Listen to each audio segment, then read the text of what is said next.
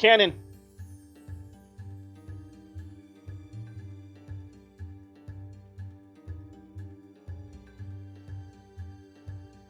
Space Lord, you should go first.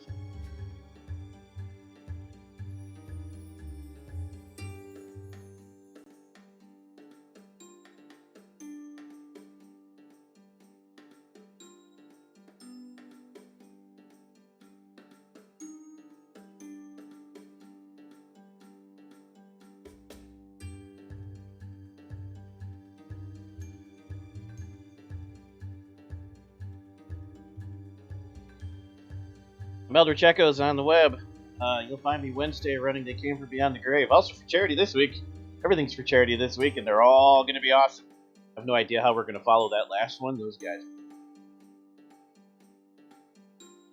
Kelvin Ball.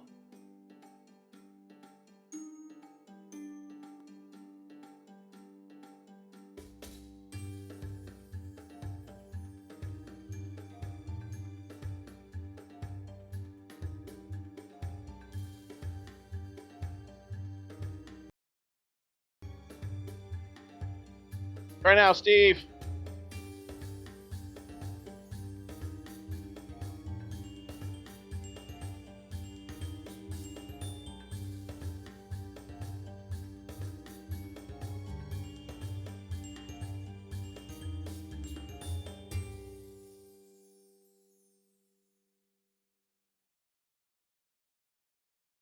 Let us know, sir, ever when they can.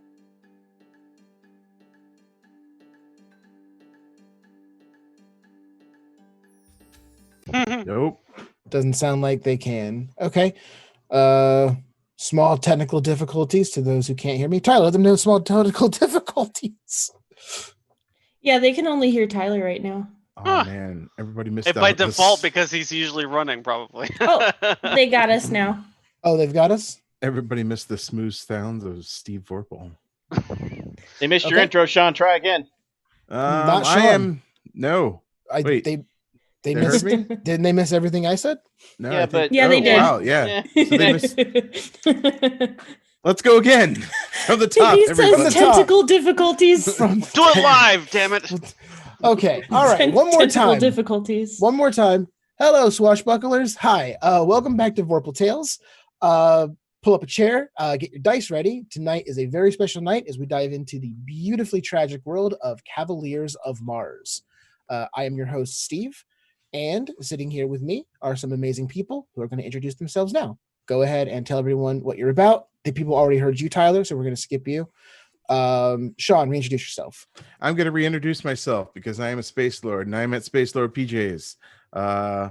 I run our Sitting in Abner's game on Thursdays because I am a Space Lord, and I'm at Space Lord PJs. Pugmire. I run our Thursday. Sitting in Abner's game on Thursdays because I missed that the first time around. I'm glad we got to go again. But Two. Ever. Yes, hi. I am Ever, and you can pronouns are they and them. You can find me on the interwebs as Changeling Ever, and you can find me playing with Vorpal Tales whenever I possibly can, which is not all the time, but is sometime, and those sometimes are the best of times 100% of the time. So you just turned into Scott Steiner. So you see, Samoa Joe. 66% of the time, it works 100% of the time, except in the 20% of the time when he can't win. that may or may not be what I was thinking of when I said it. for our Discord, because Oh, Smojo. Okay. All right. There's some wrestling stuff for everybody that doesn't care about wrestling. Half of this group. Thank you so much. Thank you. And Eric. Hey, I'm Eric. You can find me on the internet at Marone Recluse or just Recluse online. And I'm here to play with these guys and to honor the Trevor Project. So give generously if you can. Thank you so much. And if I didn't say it before, you can find me on the internet at Voodoo Arcade. and that is where you'll find me. At the top of the show, I do want to say once again, as we always do, that we want to continue to support the Black Lives Matter movement. The struggle for racial equality continues, and we cannot give up supporting this cause at this point. We need to keep fighting. Please never stop supporting the LGBTQ community. Stand up against bullying and sexual harassment in all of its forms. We here at Vorpal Tales hope to be the best allies that we can be, and we encourage others to do the same. Check out our Twitter, our website, or just simply follow social media tags and get involved if you can. With that, tonight is a charity stream. Donations for tonight's show will go to the Trevor Project. Founded in 1998 by the creators of the Academy Award-winning short film Trevor, the Trevor Project is the leading national organization providing crisis intervention and suicide prevention services to lesbian, gay, bisexual, transgender, queer, and questioning young people under 25. It is an incredible organization, and I am so proud to be able to work with Onyx Path to help raise money for such a good cause. And let's do some good. Your donations also allow you to affect the game in a number of ways, so keep that in mind. For $5, you can provide a windfall die to one roll for one player of your choice.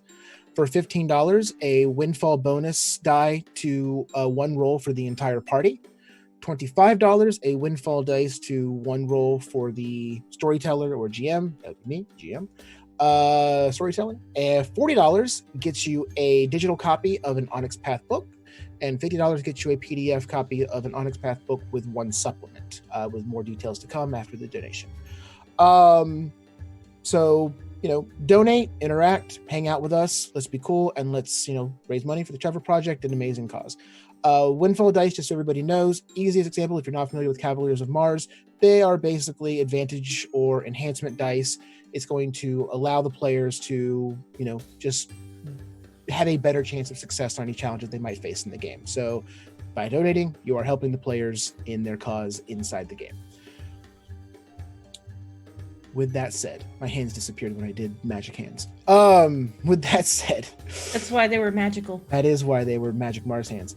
Tonight, we are playing Cavaliers of Mars, a heroic adventure game designed by Rose Bailey. In Cavaliers of Mars, you take the role of one of the citizens of a dying Mars. The game combines swashbuckling action with desperation and ambition. Mars is in its final age of glory. The world is dying, and with it, the people and cultures of the last age. Lost cities and dry oceans stretch between the last bastions of civilization. The first Martians, the monument builders, are but a haunted memory, where the red Martians have become decadent and giddy in their final days. Pale Martians rule the wastes, remembering a history whose weight would crush lesser people. Live, fight, and love on Mars, a world of red death and strange mystery, a world of savagery and romance. I know, right? Our current adventure tonight will be Cavaliers of Mars and the Angry Machine. I love that serial style, But why is it so angry? I was just going to ask, why is it angry? I mean, it's on Mars. That might be what the game is about tonight, you guys. Tonight, we're going to be using a new tool for us as well to come together in game. We will be using Astral Tabletop. We recently played Pugmire using Astral, and we had a great time. Astral Tabletop is a great tool and highly suggested that you check them out. We really are enjoying them. Also, be sure to check out our other shows on the channel. Mondays is Mage 20th, Technocracy Reloaded. Wednesdays on the Onyx Path Publishing stream, the stream you're on right now. We play They Came From Beyond the Grave. Thursdays is Dungeons & Dragons 5th Edition Descent into Avernus. Ooh. And Fridays is Future Fates with yours truly running Mutants and Masterminds 3rd Edition. It is a fun little superhero game. You can also find us on Twitter, Instagram, Twitch, YouTube, and all those places using the keyword Vorpal Tales. If you can, please hit that like and subscribe button. We greatly appreciate it, and any support you can give us is just, again, greatly appreciated. And if you can, check out our Patreon. We have a lot of different tiers now up with some really cool stuff, including a Vorpal Tales movie night. You can hang out and watch a cool movie with us. We appreciate all your love and your support. And with the introduction out of the way, we can get why everyone's here playing the game. BT right. Dubs, I'm sure if you pay a little extra, you can ask for a specific person to hang out with movie night with. Just saying. Think so? Did you say if you order B-dubs, like chicken wings? No. Oh. What did I say? I heard the same thing too, Sean. Yeah, see, I was like... We both have chicken wings on the mind, I think is what Yeah, it I is. mean- Oh man, now I want chicken wings. Of course, You we're see- talking about food. Breads, you- man. Steve, rescue this. If you mail order me chicken wings, I'll watch whatever you want. That is not something you want to say out loud to people. Trust me. No, well, within reason. Probably You're gonna end up watching me and Tyler level horror movies. Okay, so Cavaliers of Mars. The four of you have been working together. You have your various backgrounds, which we'll go over in a little bit. We'll meet all of your characters, but just kind of set everything up. You four work together relatively often, as you know, just different people trying to survive in the waste. You travel from city to city. You spend time in the waste. You have spent a lot of time in caravans as well. Specifically, you've made your way helping a caravan traverse the wastes. You all met up in Battle Hymn, headed west around the prismatic waste to the city of Vance, then onward to Waela. You finally turned south and made your way to the city of Anger. You see the great obelisks rising as you cross the mountains, cutting the valley that Anger sits in off from the rest of the world. You see the 5 rings of the city. You dodge mountain creatures and the firestorms that swell up around Anger. And finally, after months, you reach the end of your contract with the caravan as they look to sell their wares at the Anger marketplace. The marketplace of Anger has a specific place in the game. I'll give you a little detail on that. Give me 1 second. Should we introduce our characters while you're looking While I'm looking that up, everyone, you've arrived at Anger. You've arrived in the marketplace. You are free from your contract with the caravan. Go ahead and describe yourselves. I am a dude. What? There was Never a asked Sean to word. go first. No, that's not true. Red the irascible, which means I'm quick to anger. Angry. But I was a soldier at first, and then I just kind of got enough of that, and then couldn't find anything. So now I'm a laborer. I often choose violence as the quickest, best way to solve problems. But you know, there's talking. That's kind of cool sometimes, but sometimes there's talking. sometimes, but then it's like Between punches. people start using lots of words, and it's just like, ain't nobody got time for that. Just You gonna punch shoot the me or what? face. Come on. right. Just so yeah, that's me. Okay. Thank you. Also, I'm very loyal to Eric because he saved my life once before. I'm Evander Nevin. I'm from the Labyrinth. I'm only in the world because my queen wishes it. May the great gods of Venus save us all. I have mystical and supernatural powers given to me by the Witch Queen. And I use them for whatever task she sets before me, and right now it is clear that my task is to be with these people. Either they're aiding me or I'm aiding them, it doesn't matter. All that matters is... I see you got a thing for the Witch Queen here. I see that you are hungry and looking for strawberry shortcake. It's true. And then I float away. What?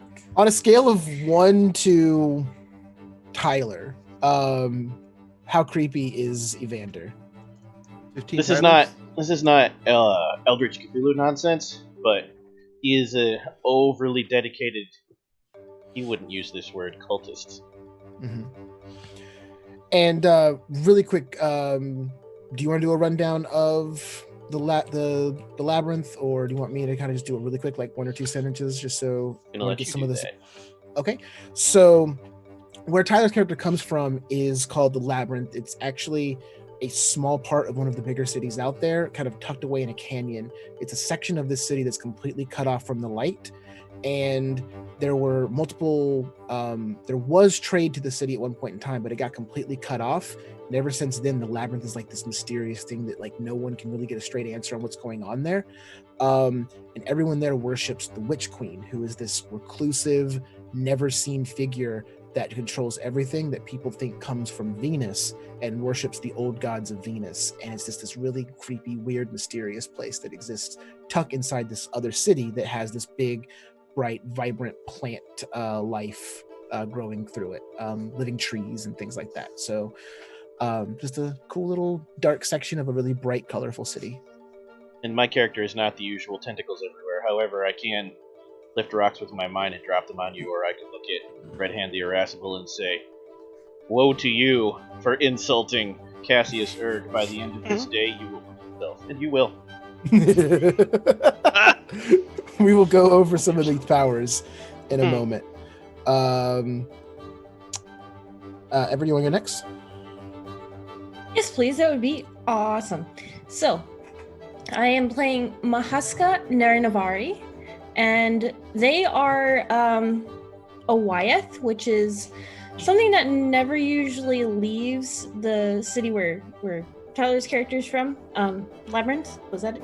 Yeah. So the city is Wyeth, but the labyrinth is in Wyeth. Yes, that. And basically they're living plant people, and they are hermaphroditic until they venture outside of their city, which is kind of a maturation process, and they can go from male to female. And my character is kind of like inspired a little bit by the Warhammer sister sorority, or the sororitas. 2 thumbs up and the horns from Tyler. Combined with 3 Musketeers, combined with Forest Entity. And that's That the makes perfect sense. sentence to explain Cavaliers of Mars. Yeah. I'm actually pretty excited to play this character because the way that the dice system works is really interesting. I'm really excited to see how that plays out, and we get to play with the physical clicky clacks. Yes, we will be using actual Yeah. clicky clacks tonight. And finally, Eric, tell us about your character. Yeah, I'll be playing Cassius Erg, the Zeus Mars desert-dwelling scavenger. He's basically like a large sort of ape, like, 6-7 feet tall or whatever, and he looks like one of the Fremen out of Dune. Like, he has, like, the desert sort of like cloaks and stuff and the goggles or whatever. And he's sort of like a scavenger and a thief. So he very much looks out for his home of Tuono, if you get that reference. And he's mostly devoted to that, and he did in fact save Sean's character Red from a tomb when he was about to be consumed by some creatures, and he just kind of put him on his back and climbed his way out of there. So he doesn't trust many outsiders with the safety of his community, but he does have some friends that he occasionally will fight for as well. And I imagine for someone like you, spending months in this caravan traveling around, you're doing that to accumulate a little bit of wealth to help out your tribe, and to also, like, maybe you're like pickpocketing or kind of swiping supplies and scrap and hoarding it somewhere so that you can ultimately bring it back. Kind of like a resource mission out there. Sure. Just something to get you away from your city for just a little bit. I see him as kind of a scavenger in the sense that, and a thief in the sense that he'll find tombs and he'll raid them with the right people. He'll come right with some stuff, and he's like, okay, this part is mine. Yeah. And I'll take it home to the community. Perfect. That's a really good thing to talk about, because in this game there are major cities like the city of Anger that we're in, but there are all these dust towns that kind of pop up along the way.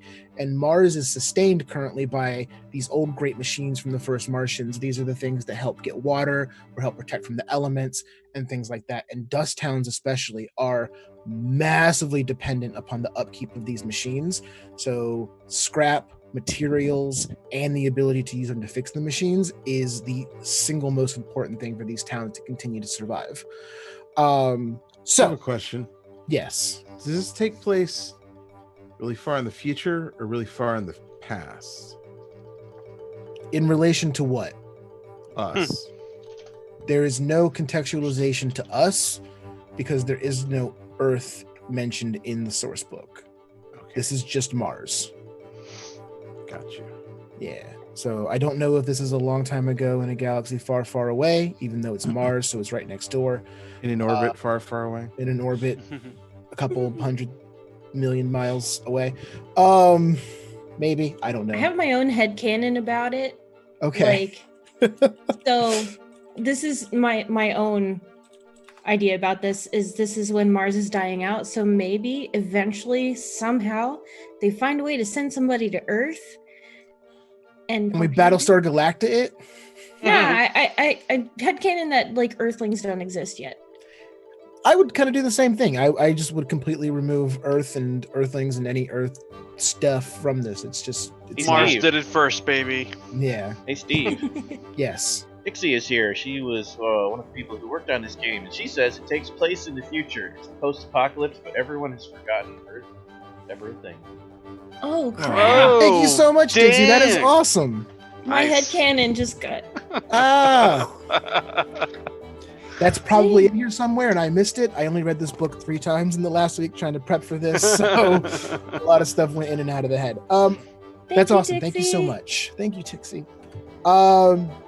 So you are in the city of Anger. You are in the marketplace.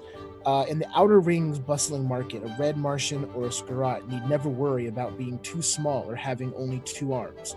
Instead, stalls and equipment are the right size and are made for foreigners, as Anger's merchants are eager to accommodate their customers.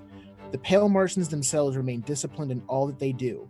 Market stalls are perfectly aligned, and even the busiest traders keeps his wares meticulously ordered. But signs of change are beginning to seep in, and frivolous cloths and decorative stalls, while the pale Martians themselves take a break from their rigorous schedule to idle about. So Anger is controlled by the White Martians. The White Martians are these very tall, very pale white with black hair creatures with 4 arms.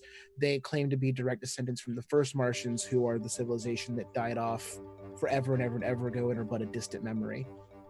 The White Martians control Anger. This is their market. They're the ones who sell all of the wares here, but this ring specifically caters to the outsiders that come in and trade with the city. As you get further in, it's more and more kind of closed off to White Martians. So with that, You mean to outsiders? well, yeah, it's closed off to outsiders and kind of really insular to the White Martians. Okay, gotcha. Yeah, so you walk about. We went over a little bit what you guys have. Everyone basically kind of is walking around with a sword and a flint laser. So as you're making your way through here, you're checking everything out. You make a couple of trades. You see a couple of people walking by. You see the hustle and bustle of guards and different mercenaries walking through. Lots of capes and tri-corner hats as mercenaries pay for, get paid for their services or sign new deals or sign new contracts. There's a bunch of people like holding up their hands saying like, sign on for the caravan, sign on. We head out in the morning. So it's just this bustle and everything's going on. You're all kind of just hanging around, doing everything. What, if you had free time in a city, how would your character spend them? Would you look for a place to hang out? Would you look for your next job? What's your character looking to do? Get into a fight? No. I would find something old and mysterious looking and just stare at it for hours. There are plenty of those things. As this city is again built in these rings, these 5 rings, very small, and then as they stretch out, and there are these great obelisks that are these monuments and testaments of the first Martians. There's a lot of old, creepy things here. Is there I an touch them a open-air lot, try to tavern? unlock their mysteries. Nothing. There is so yes, Evander finds a small statue somewhere dedicated to the first Martians, and he's just kind of staring at it, trying to read its mind and its history. And all the ghost that comes to him says is, "It's a statue. What do you want?" You find an open air tavern. They hand out different drinks. If you, the most expensive, of course, being just a small sip of water. Oh. Oh yes, water is very scarce. It's not even Precious, like it is. a good ale or anything. You can get things, stuff that it's to work really hard to distill down, and do what they can. You can get drunk here. It's no problem. That's definitely available. But water is rationed for some of the poorer people of the world. Okay.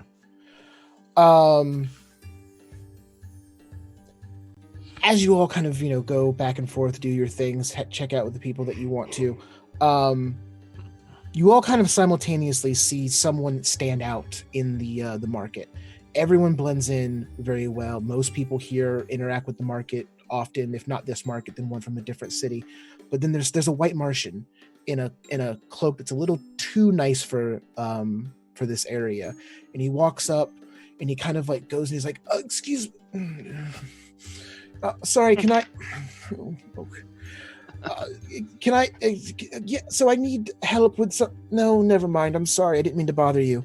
And he's just kind of like walking back and forth, either trying to get people. This one is in his trying own to get city. Yeah.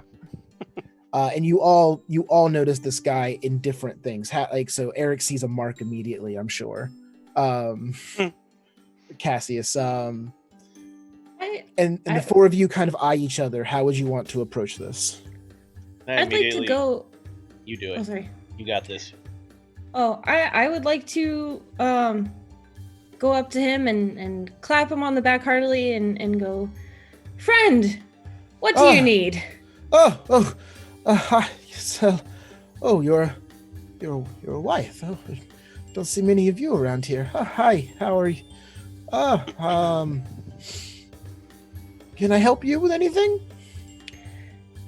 Are you here to help? I was hoping that I might be able to help you with something. You looked like you were in need. Oh, is it that obvious? Yes. Oh. Eric, you're coming up to him as well? Or to I'm just scoping him out from a distance. I'm like, spit it out, forearms. Okay. So,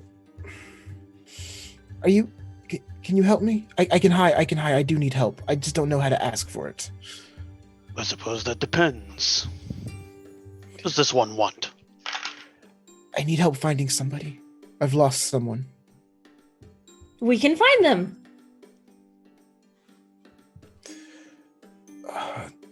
Your services are for hire? Yes. I'm a Cavalier. Oh, perfect. Here. Come to my building. Come here. This will get you where you need to go. And what this one means to say is for the appropriate price, of course. Yeah. Oh. Appropriate compensation. Yes, of course. You'll definitely be compensated for your time and for your efforts in the appropriate manner. We'll negotiate and do everything. I just don't. We're out in the open. It's just and he kind of they jump at like a cart that like runs by. Calm yourself, friend. Paranoid? I don't come here often, as you might can tell. So come to that address. Come to that address. You can't miss it. You can't miss it.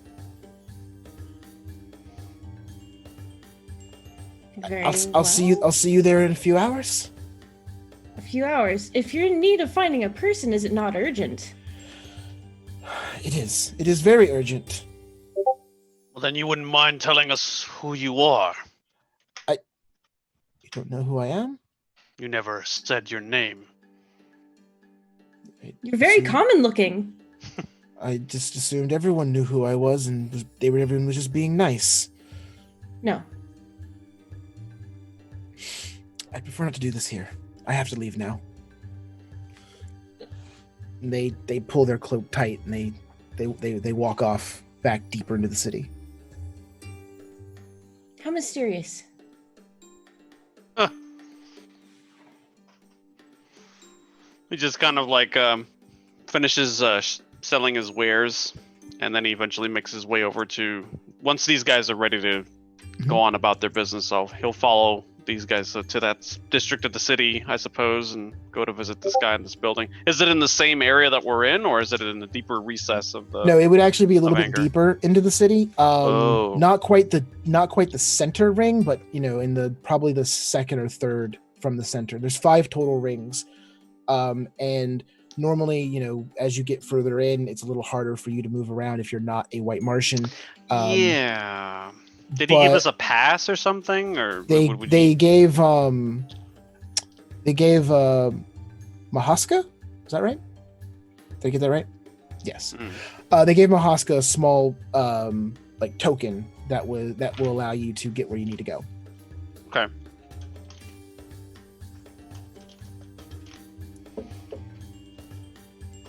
You fill in Red and Evander? Yes. Barely back in a day, and we've already been petitioned for work. Cool. It's my fault. I mean, That doesn't mean you get all of the share. right. Oh no, I don't do this for money. I do this for honor. This one Nothing. believes you. Nothing happens by chance. The Queen clearly wills this. When do we begin? Well, in a few hours, we are supposed to meet him at this address. I showed them the key that we were given. Okay. All right.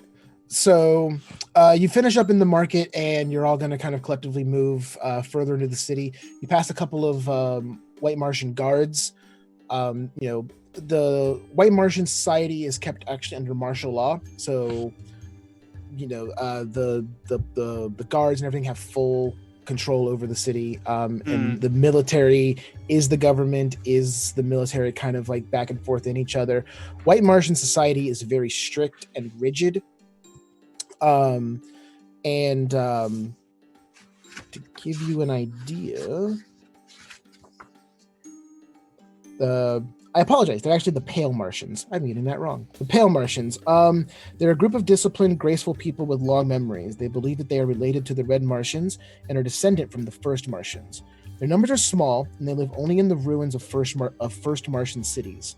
They claim to be faithful heirs of the First Martians, and Reds have abandoned their past to live their own city to live in their own city-states. So essentially, they believe that they themselves, the Pale Martians and the Red Martians, are related, but that Red Martians abandoned the First Martian culture. Pale Martian society is rigidly divided into societal roles. Pale children are agendered and do not have proper names, instead having temporary egg names as they go through rigorous training. Training of Pale Martian children follows a militaristic pattern in which children are sorted by aptitude and trained from a very early age to fit a single gender or societal role. It's almost like a caste system with the...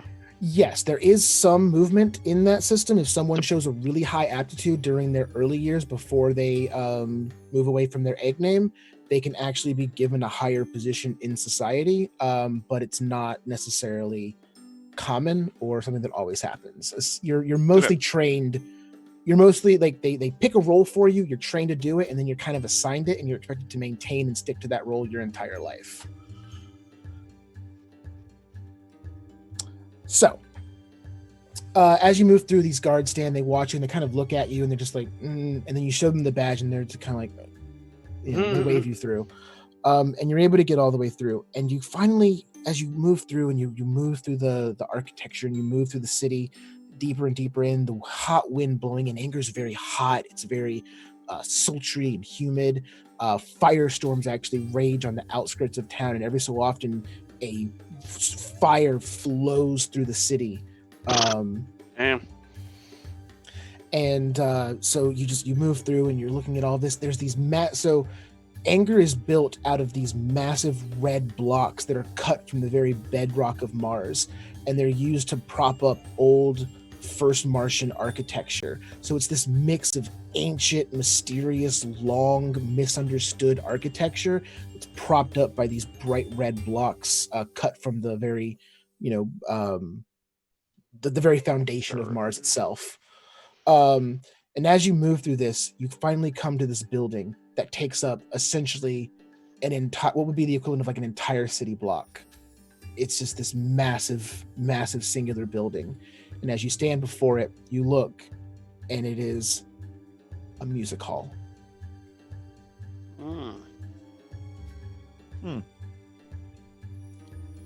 As you come inside, you step through, you're in the foyer, and you immediately kind of hear this beautiful music flowing through the entire building. And you're almost entranced by it. You're kind of just like, what? Like, you've never heard music like this before. And as you get further and further in, you walk in and you can see there's a very, very small group of pale Martians playing music. And in front of them is the person that you saw back in the market composing them. And their hand movement is almost hypnotic as they move back and forth.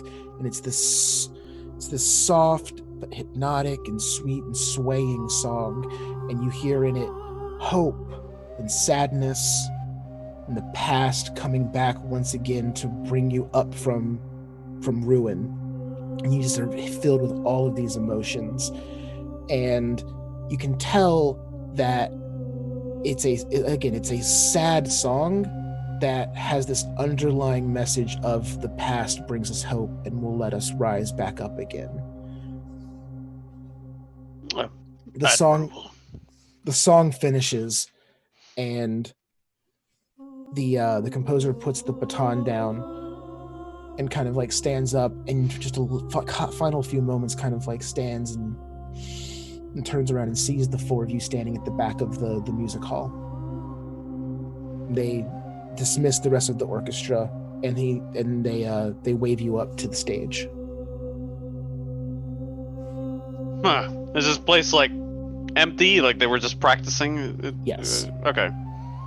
Mahaska has removed their hat during the song, and then replaces it, when it ends, but proceeds to the stage. Okay. I approach with my eyes closed, but I can tell every step that's coming because the music is inside my mind. It calls to me. I follow it unerringly on its stage.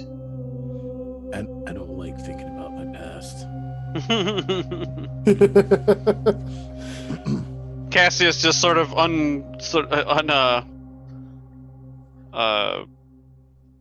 nonchalantly just sort of hops onto the stage. He's a big ape dude, so he just kind of one arms himself up there like and stands up. Parkours right up onto the stage. Yeah. The composer doesn't really react to that. They're just kind of like someone will clean that, I'm sure. And they look to you and they're just like, thank you all so much for coming. I've done something I deeply regret. Certainly not this music. It's exquisite. They put one hand over their chest and then, that's kind of you to say. It is divine. God's blessed you, Ellen. And with that comment, they actually kind of like close their eyes and they look and they kind of nod their head and they're like, yes, I've been gifted with the knowledge to create beauty, but I have erred. What's your secret?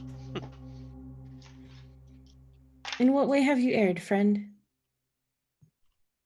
My name is Osir Tarek. I am one of the leading composers here in Anger, and I make music to teach people the past of the first Martians and to uphold everything we hold dear. We pass this knowledge and our culture on through these songs, I hope.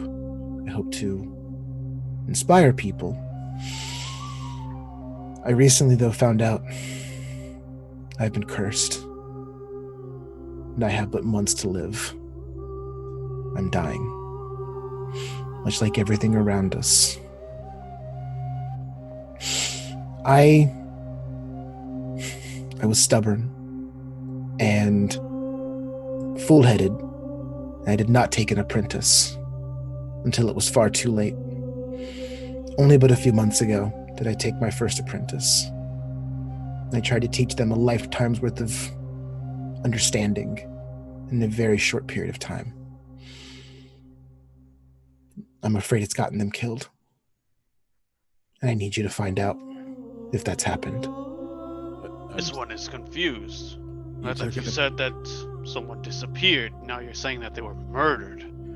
I don't know. I'm just afraid they have perished. So you're not sure. You took They- an apprentice, and they died. They are missing. Uh-huh. People go missing for a certain period of time. One presumes death. Ah, Hmm.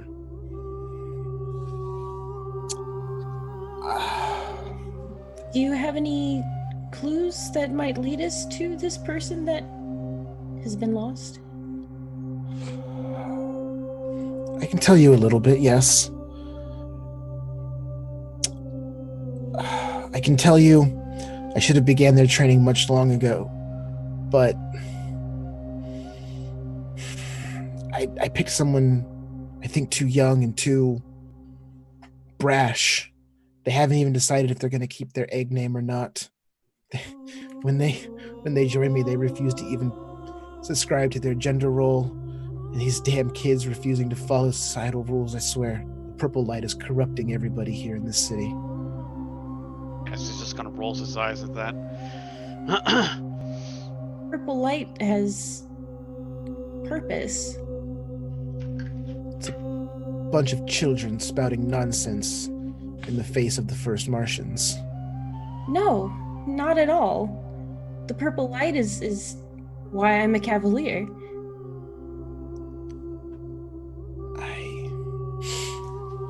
What did you do? What did this one do to this apprentice of yours? Did you send them off on some sort of an assignment? Did you task them with some impossible mission? They recoil from that question and they don't really want to answer. He just like stares beady eyes at him like. Evander looks at Mahaska and says, "Did this person just say everyone should follow birth gender roles?" Basically, no, the ones that are assigned to The ones them that are assigned by the as- military, by the right, by the he- society at large. Is he a simpleton? I'm still talking to Mahaska.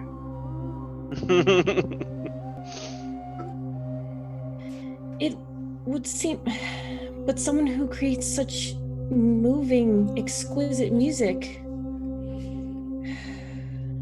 would know about transitions and change and speaking against the status quo. My honor is conflicted. Perhaps, sir. This is a sir, right?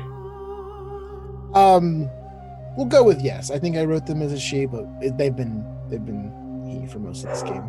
Okay. Perhaps, sir, that is the reason you were dying. You're not worthy of your talent. It's very sad. Do you have anything of the one who is lost that I may touch and interact with? I'm sorry. I will not apologize for withholding the ancient traditions of the first Martians, which has kept our society going for as far as we can remember. I was assigned my roles, and I carry them out. How long was this apprentice of yours missing? That's a lot of words unrelated to my question. Yes, it is. I can get you something from theirs if it will help you. I don't know how. And they've been Something missing that now they for... interacted with shortly before disappearing. Something dear to them. I think I have something for you. Thank They you. turn around on the podium that they just put down their baton and they pick it up. This is a baton I've used in many symphonies. They use it to compose one of their first pieces only days before that they left. I hope it was important to them. I will take it. and immediately exert. Let's start this game off right. Okay. As we do that, and we'll go over exertion and talents. They look to Cassius.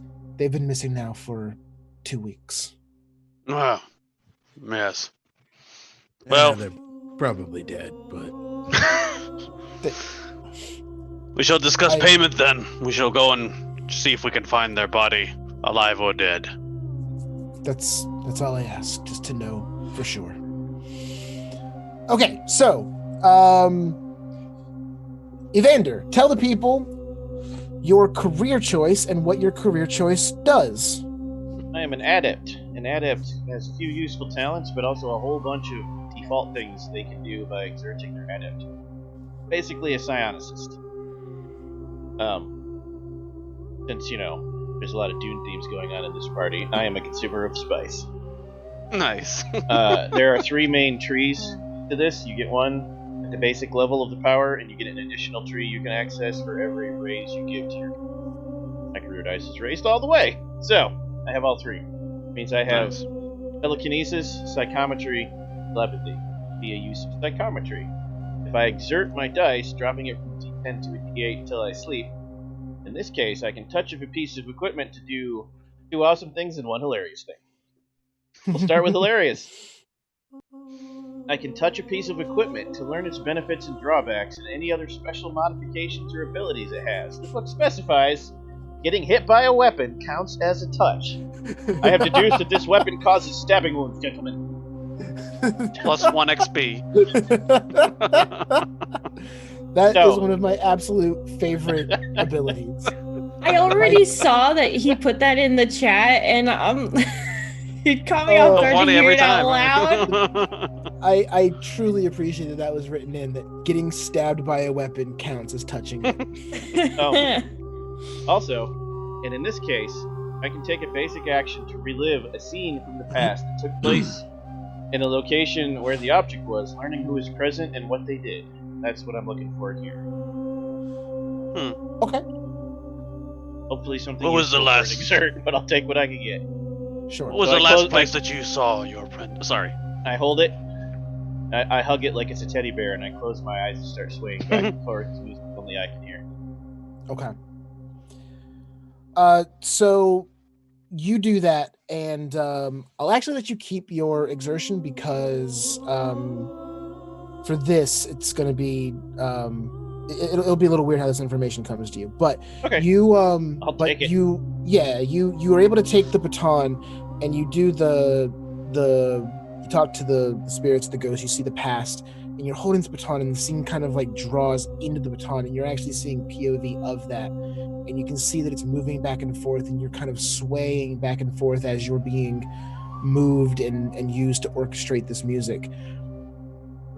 And you can finally see that you're being held by the apprentice. Eventually what happens is the baton is put down, the master, Azir, comes up, and they talk to the apprentice, and they say, "It is time for you to do what I did. It's time for you to hear the music and be shown the truth. Let the first Martian speak to you." They whisper some information you can't quite make out, and then you hear, "You must go there, meditate, and hear, and they will speak to you the same way that they did to me, and then you'll be able to make the music I make and carry on my legacy." And then it comes back, and Azir is just kind of standing there again, just like they went off, and they're not quite filling in all of the gaps, but you now know that they actually tasked the apprentice to go somewhere specific. I would like to make this mystical and eerie, if you would allow. To make it what? Mystical and eerie, if you would allow. And when I was in the trance state, swaying back and forth, weird echoey sounds come out from me, radiating out of me like I'm a speaker, sound effects, and then I start talking in all of the voices, eerily perfect. So they all heard what happened. Sure. This one never like an audio play. Yeah. So you hear these different voices, like Ozir's voice coming from Evander, and you hear the apprentice's voice coming from them as well, perfectly mimicked. Again, it breaks out a little bit in the middle for specifically what Ozir told them, but you all are aware now that Ozir sent them somewhere specific with a goal of hearing something that apparently showed Ozir something in the past that affected them. I hand No the wonder baton you feel back. guilt. Handed the baton back and whisper thank you to the Witch Queen for granting me power. Did Azir ever mention the name of his apprentice? They don't have one. Oh, they were never assigned a name beyond the so-called egg name? Right. They've kind of given up their egg name, but they've not picked their permanent name the same way that they've not picked their gender role. They're obviously an apprentice to this, so they want to, obviously do the societal role of being this composer. But one of the things about anger and the Pale Martians have this very strict code, right? They have these assigned roles, they have these assigned gender societal roles. There is a youth movement in anger currently, headed up at the Purple Light, that challenges all of these thoughts and all of these things. And there is just this weird avant-garde, crazy awesome group of people, young pale white Martians that just throw all of that out the window and accept gender fluidity and not assigning to any gender role. And they are just trying to break down all of pale Martian society as much as possible. And not break it down, but challenge it and push it and just Evolve it. Evolve it and just be awesome with it. So when an older Pale Martian talks the way that this Pale Martian does, it's in direct contrast to the younger Pale Martian culture that's happening right now that just flies in the face of all of that. The Purple Light's a pretty awesome thing. If anyone gets this book and reads about it, it's a dope idea. And I like this kind of youth and traditional clash that's happening within this one group in the book. I loved reading about that. It was my favorite. It's really good. So that's why they talk like that, and that's why someone like this younger apprentice might not have a straight up name if they're just not choosing one out of open rebellion, basically. Societal rebellion, I guess. So yeah. I just wait for Evander to disclose any of the information, like where did they go and so on, if they have any idea. So basically, what you experienced from me, you could hear in everything I saw when it was happening, in the voices of the people that were experiencing it, like an audio play, right. Which means where you're at right now as a group is that Ozir sent the apprentice somewhere with the goal of experiencing something Ozir experienced early in their life. The vision did not say where that is or what they were supposed to go do, and Ozir seems reluctant to tell you, more so hiring you as hey, just go track them down. That's what you guys do, right? So you don't know, don't you? Also, before we get back into another RP scene,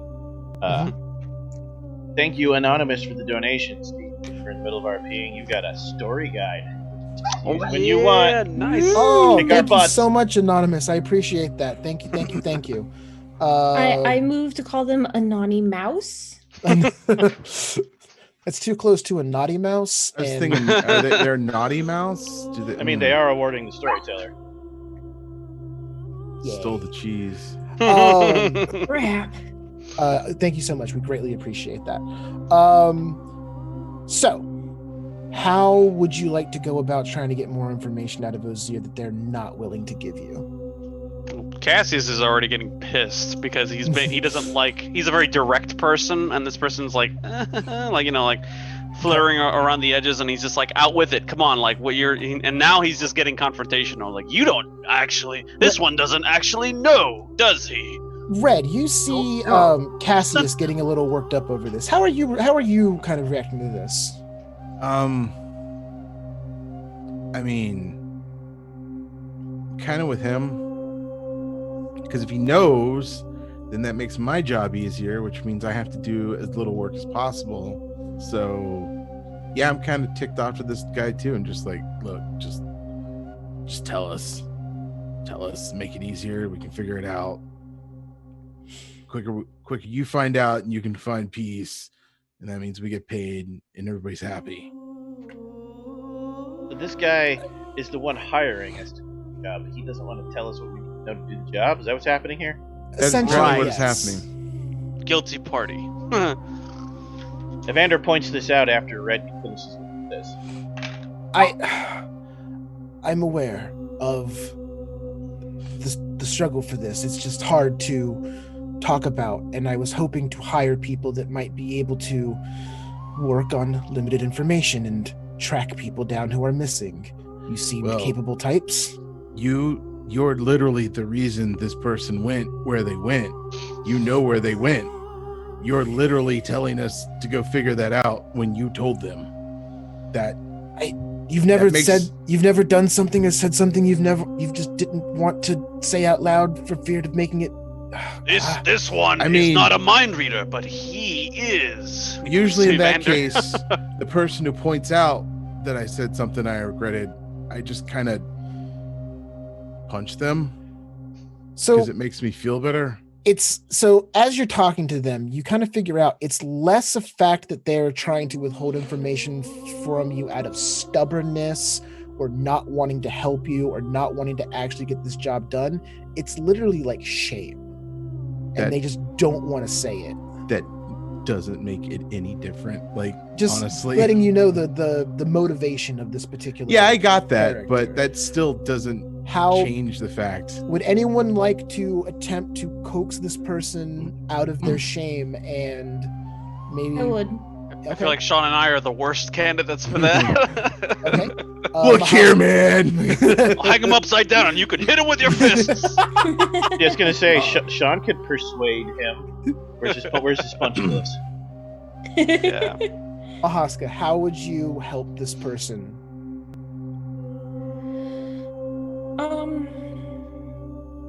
So do you want me to tell you the things that I would roll with, the motivations and methods? Yeah, or... so yeah, let's do our first kind of like basic roll of the game. We'll go over motivations, methods. I should interrupt here and say every one of us from the first donation has a boost. However, Steve wants to work that out to any one roll. So Sarah, Nice.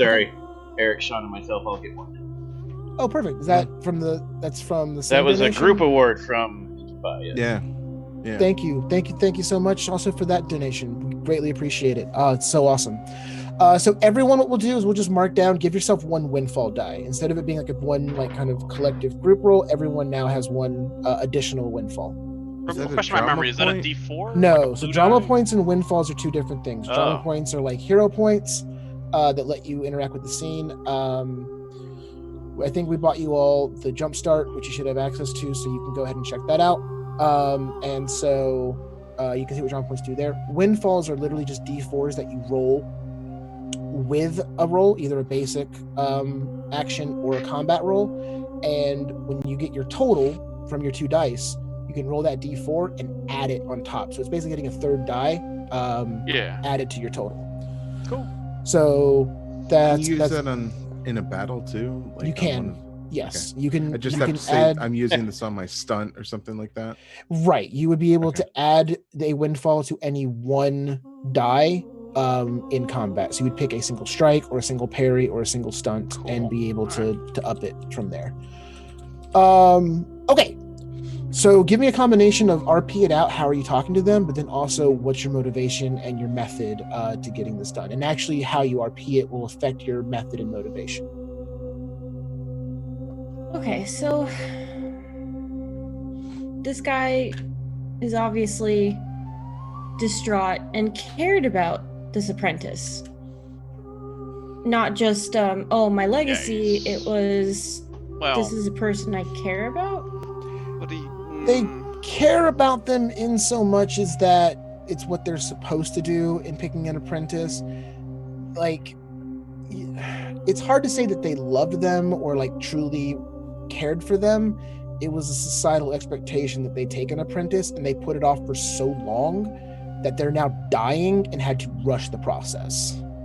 Yeah, so basically he postpone doing this societal thing that was assigned to him. He sent somebody potentially to their death, all because they want to continue their own legacy as a great conductor, etc. Second interruption. Changeling Ever, you got a second boost from all those. Nice. Whoa. All the win.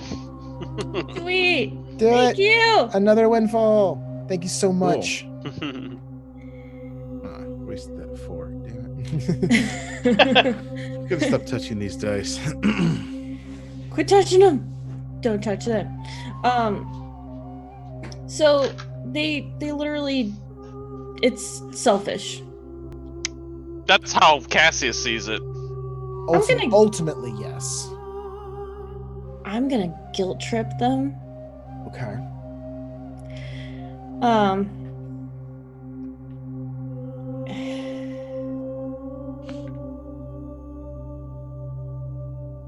Yeah, I'm gonna guilt trip them and tell them what. Actually, I should do this in character. What is a legacy left behind if it's tainted with selfish desires?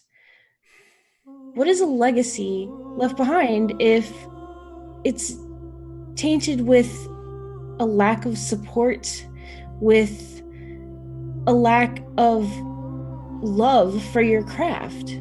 How can you truly embrace the music that your ancestors left you if what you're doing is passing it on in shame?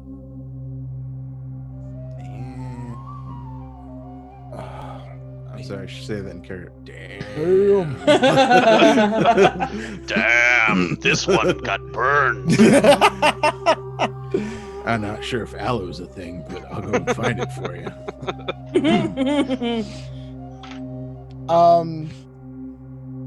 That was great. That was a perfect approach to be able to do that. So, what do you think your motivation for that was?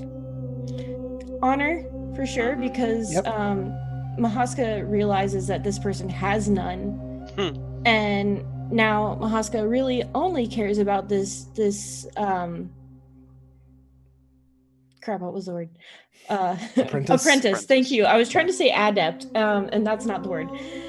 For this apprentice. And go ahead, sorry. Oh, well, just that if they do find the apprentice, they're going to give them all the love and support and stuff, and be like, look, take the music and make it your own, you know? I think that's definitely for honor. And because it's, a little more talky and trying to get through to them, would you say that was with cunning?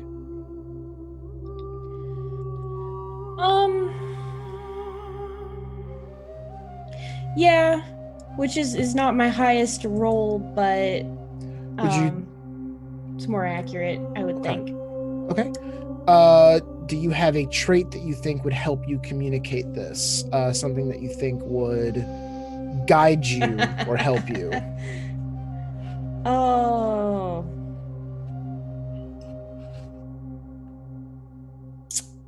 Probably my first career is priest. Your first career is priest? Guilty. That's appropriate. Very, very appropriate. So you see Mahaska actually takes a very specific tone when talking to the composer, to Osir, and they almost seem to be pulling some sort of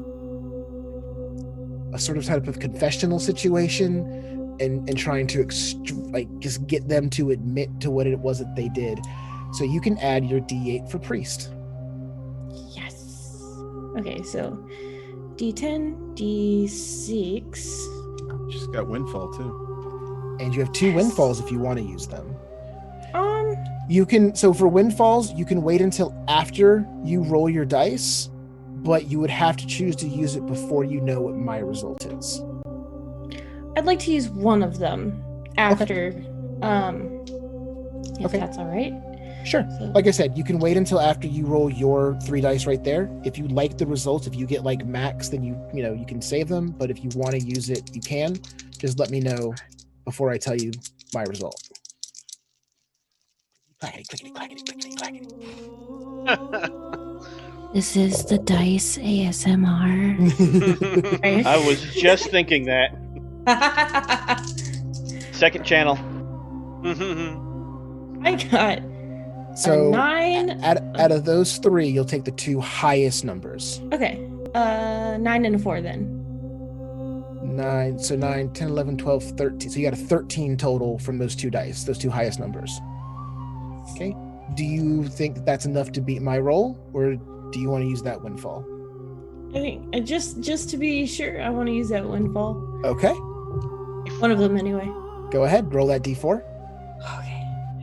D4. Sorry, I have to. Numbers don't make sense to me. For those who are watching, so like I literally have to count the sides of dice because I am numbers. I apologize to all the math fans out there, but math is the worst. 100%. Sorry, not sorry. Wait a minute, wrong dice. Good job. Count the See, sides. sometimes I can't even count. It's the pyramid. it's It's a 1. it's a 1. So that brings Yeah. your total up to a 10.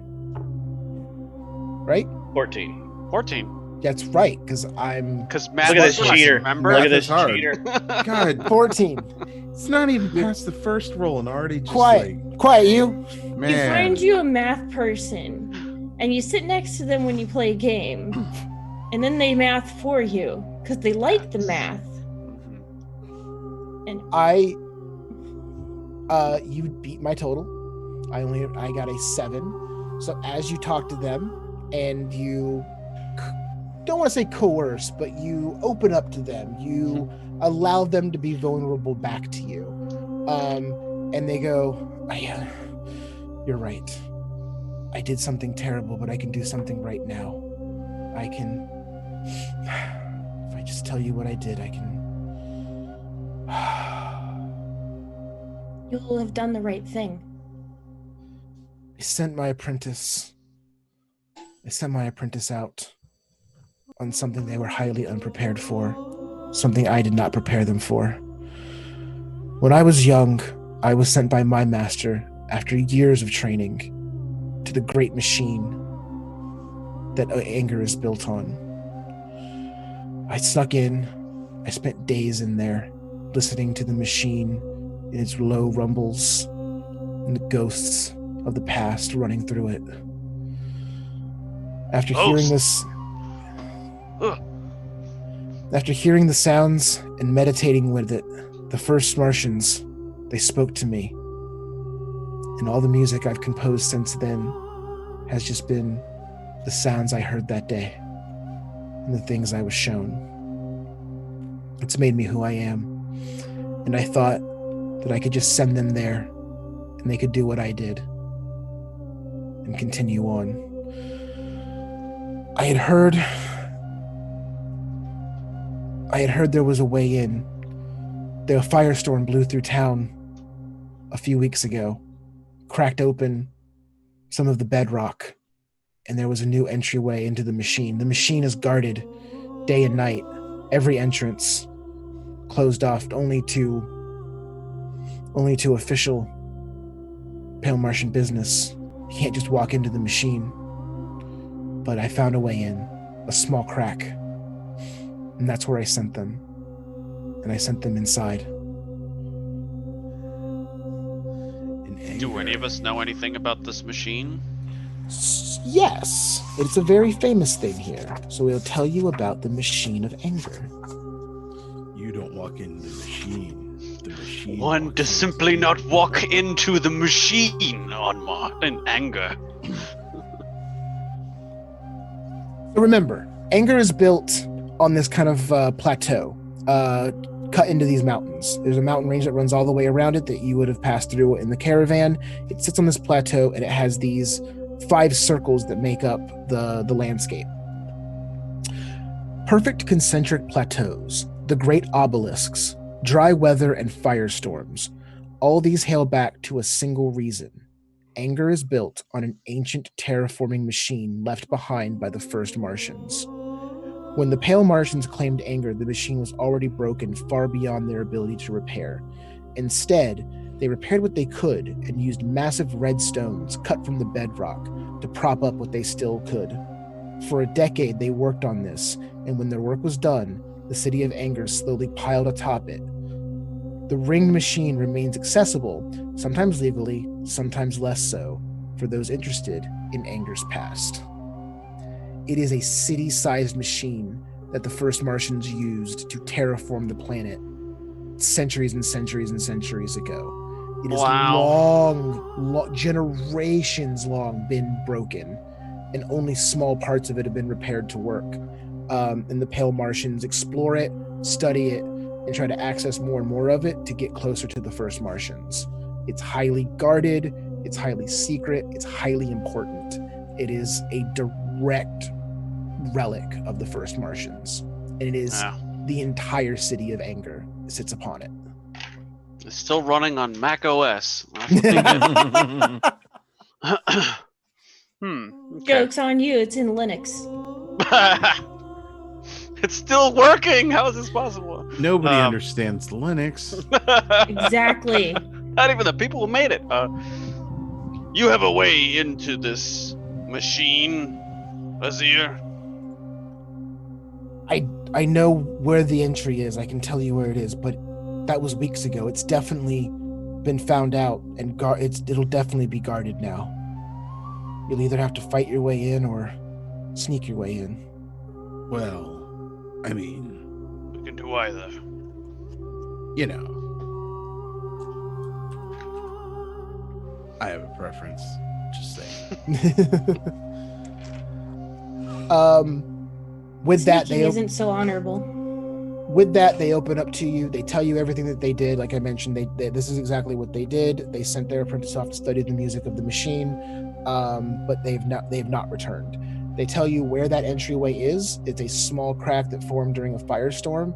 They are fairly confident it will be guarded now by the White Martian military to make sure that people don't just walk into the machine and mess it up. So again, plan for yourselves for just a few moments. I apologize, I need to step away for just a minute. Figure out what you need to do. Can I get the thing? I'll be right back, and then we'll return and find out what happens. Ahaska, I know you dislike slinking about in the dark, but that would be preferable than to bloodshed. Do you not think so? That is true. But perhaps if we tell them that there's a missing person at stake. This one does not believe that the military would give us the time of day, much less help in some sort of a disappearance or possible death of a youth at that. Yeah. They seem not to Rebellious care about youth. their kind.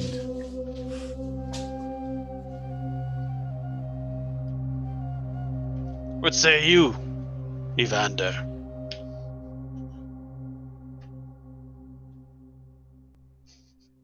Evander is lost in meditation. Oh, he does this again. I say we sneak our way in, and if things get tough, well, you know. Aye, we'll fight our way out if we have to. Evander's voice echoes into your mind. All of your minds. The subtle way is always the best way. Then yes, we shall go stealthily, and then, if trouble, we take to arms. Agreed.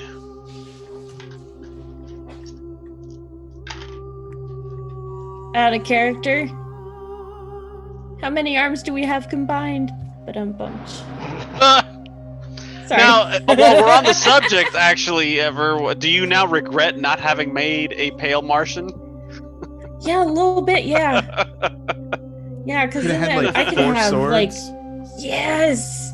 No, How like cool- 2 I mean, swords, I was this close, and I then was 2 like, flint ooh. Laser pistols. Yes. Oh man. Like, that would have been Pretty epic. dope, man. Oh. I definitely am down for some multi-armed races. That's for sure.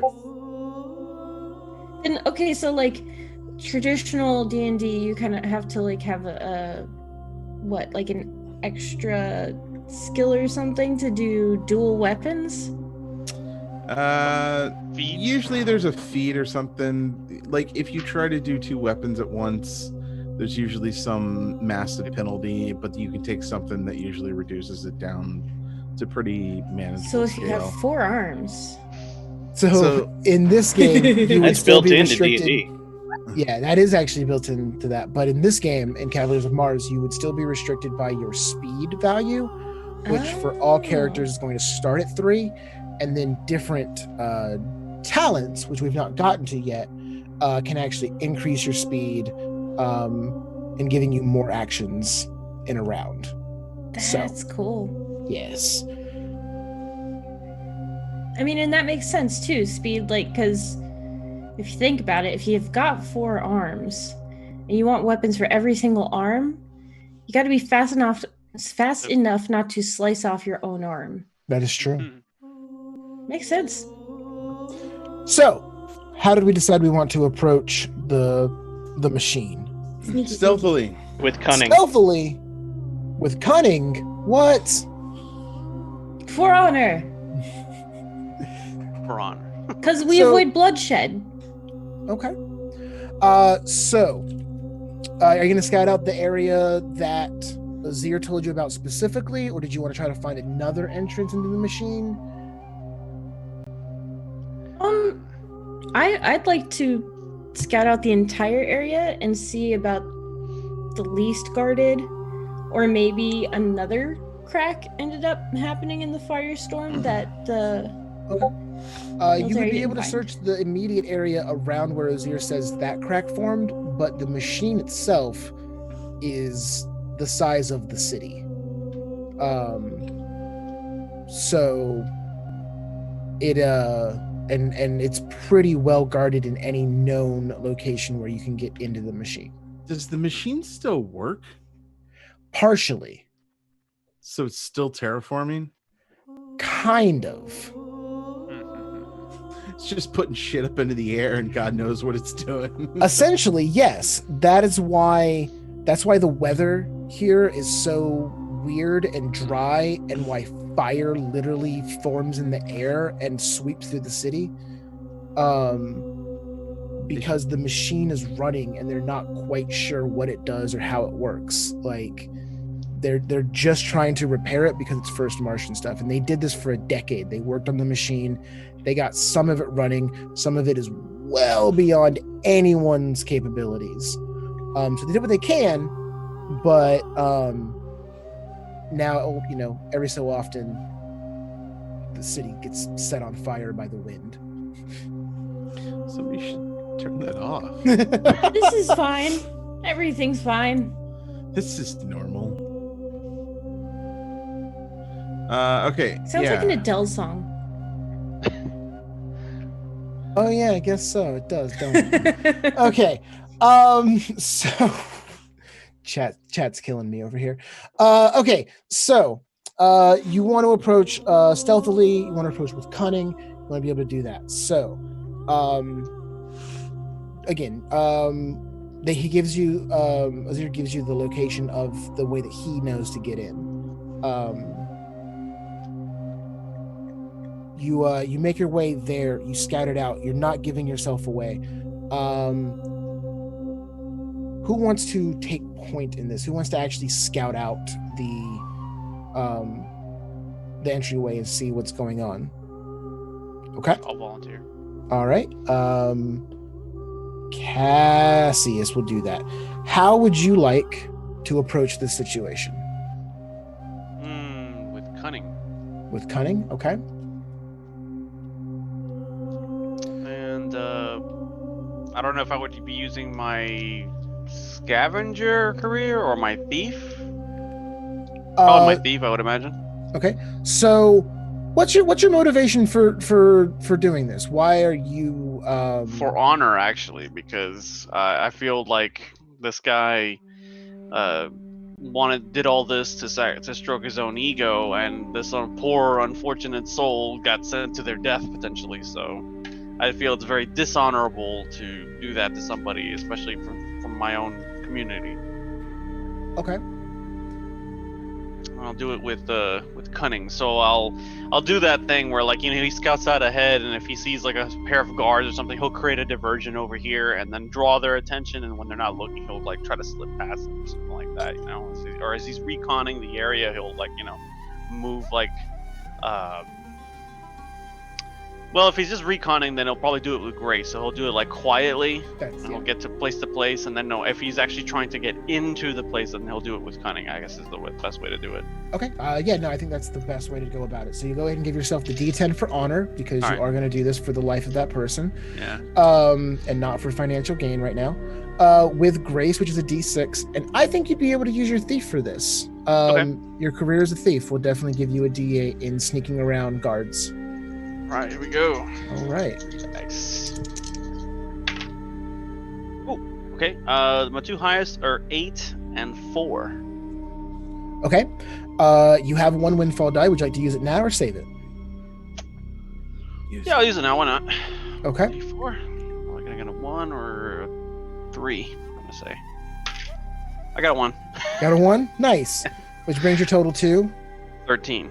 13. You beat my 10.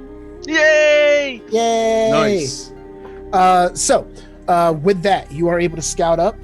You stick to the crowd for a little bit. You kind of dip back and forth in between people. You stick to the shadows. You get along the wall. You look through, and you can see that there's a small unit of pale Martians standing there. They've got the normal military gear on for the area. They're holding like spears. Mm-hmm. And flint lasers.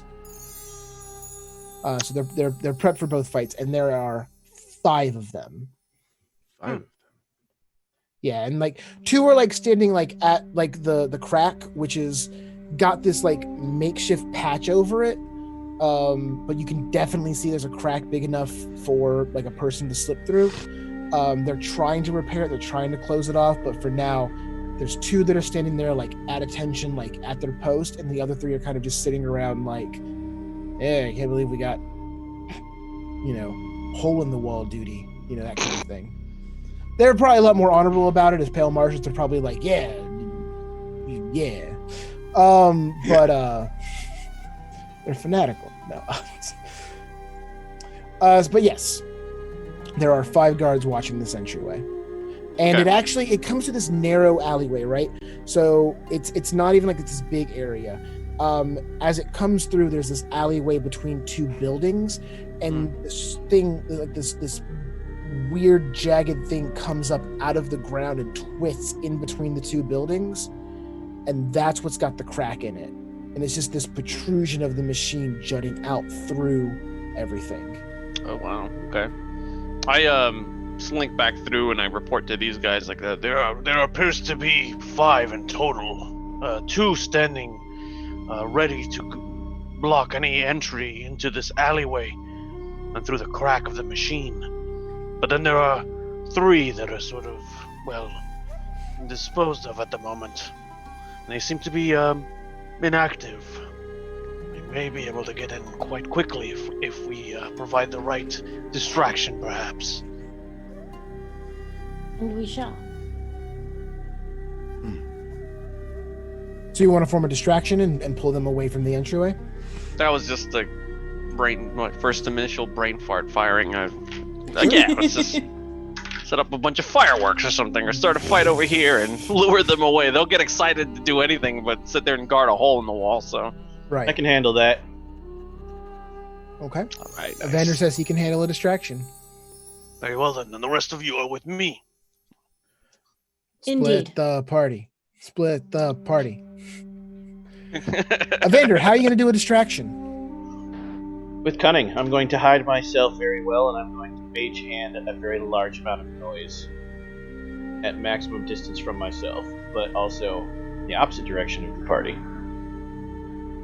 Okay.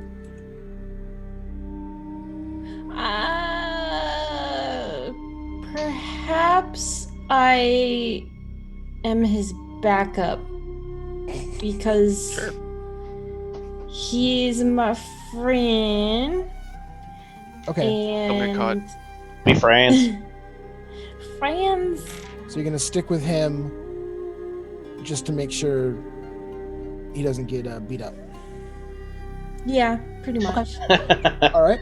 So, so Evander goes and he takes up a position where he can create noise both opposite of him and opposite from you guys. Are you using any? Are you exerting anything? Or are you just using your basic? Basic power? mage hand power, which allows me to, without finesse, lift, toss, and move anything I can lift, toss, and move. Right. I'm not Okay. using it as an attack, but I am using it to make noise and knock Okay, things so you're just over. like picking. So you're just like picking stuff up and like banging it together and like pots on Correct. pans and stuff like that. Okay, cool. All right. Go ahead. What is your motivation here? With cunning is a D10, and everything I do is for the Witch Queen. So that would be for honor. The other choice, if you want more specific you, than for the Beyonce. Witch Queen, is I'm aiding the party, which would be for love. That was Your kind of choice. what I was. That's kind of what I was thinking because you're Okay, doing love. this specific action to help get them in. It would be for love of your friends. Okay. That is a D8, so a D10 and a D8, and this is my Adept's powers, which is a D10. Okay. You can roll those. This is a 10 and a 7, 17. The other one was a Okay. 5. All right. Do you want to use your windfall, or do you think you beat? I think 17 is a pretty good number. I think 17's pretty good. Okay. Yeah, you're right. So you bang everything, bang, bang, bang, bang, and you like knock stuff over, and you're not like flipping tables or doing anything crazy or anything like that, but you're doing spooky ghost. And Spooky woo. some spooky woo going on. That Woo. yes, exactly. I couldn't unmute myself fast enough. Like you saw me shaking Woogie my head woogie. and saying, "No, spooky woo." Spooky woo. Okay. So Cassie, no. Evander does spooky woo. And let's see. TM. There were 5 guards. So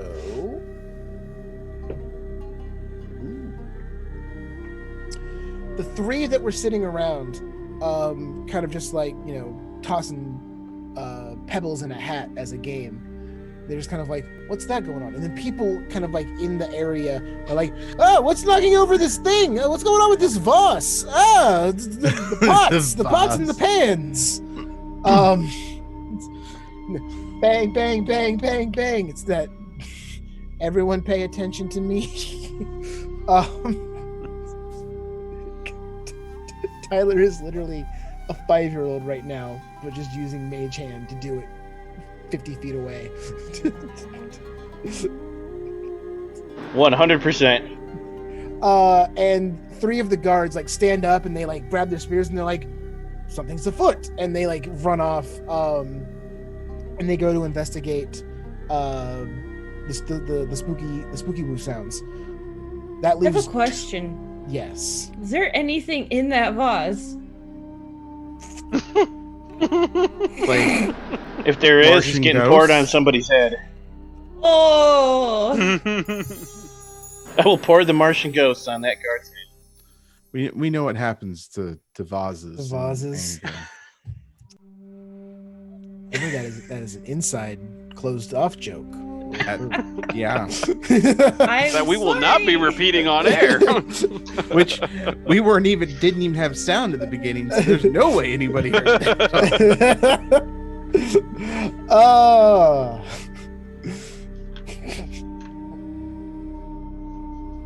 So Okay, we're sneaking. so you've got 3 of the 5 guards distracted and away from the entryway. How do you want to approach these last 2? And these are the 2 that are like, this is my post. I will not leave. Still 2 guards. Still 2 guards. Down from 5. There's 5 guards. There were 5 guards. Now there's 2. And then there were 2.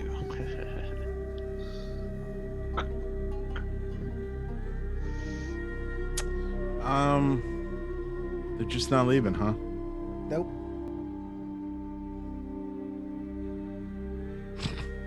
Which of you is stronger? You could pull the. Oh God, he's dying. Are we doing get help? You're doing get help. They need help. So, do you want to do another attempt to try to pull them away and completely just sneak past these two? Do you want to just bum rush the two and leave them tied up in their underwear outside? Phyllis votes for go get help. We have a fan vote from go get help. But can Red Hand throw Cassius? That's the question. Pinky does not like get help. Pinky does not like get help. So it's one It'd for probably one be the other way against. around, man. You I'm could like also a 9 try. foot You 8 could also man. try Drunken Tourist. Let's do tourist. And then bash their heads together. So, Yes.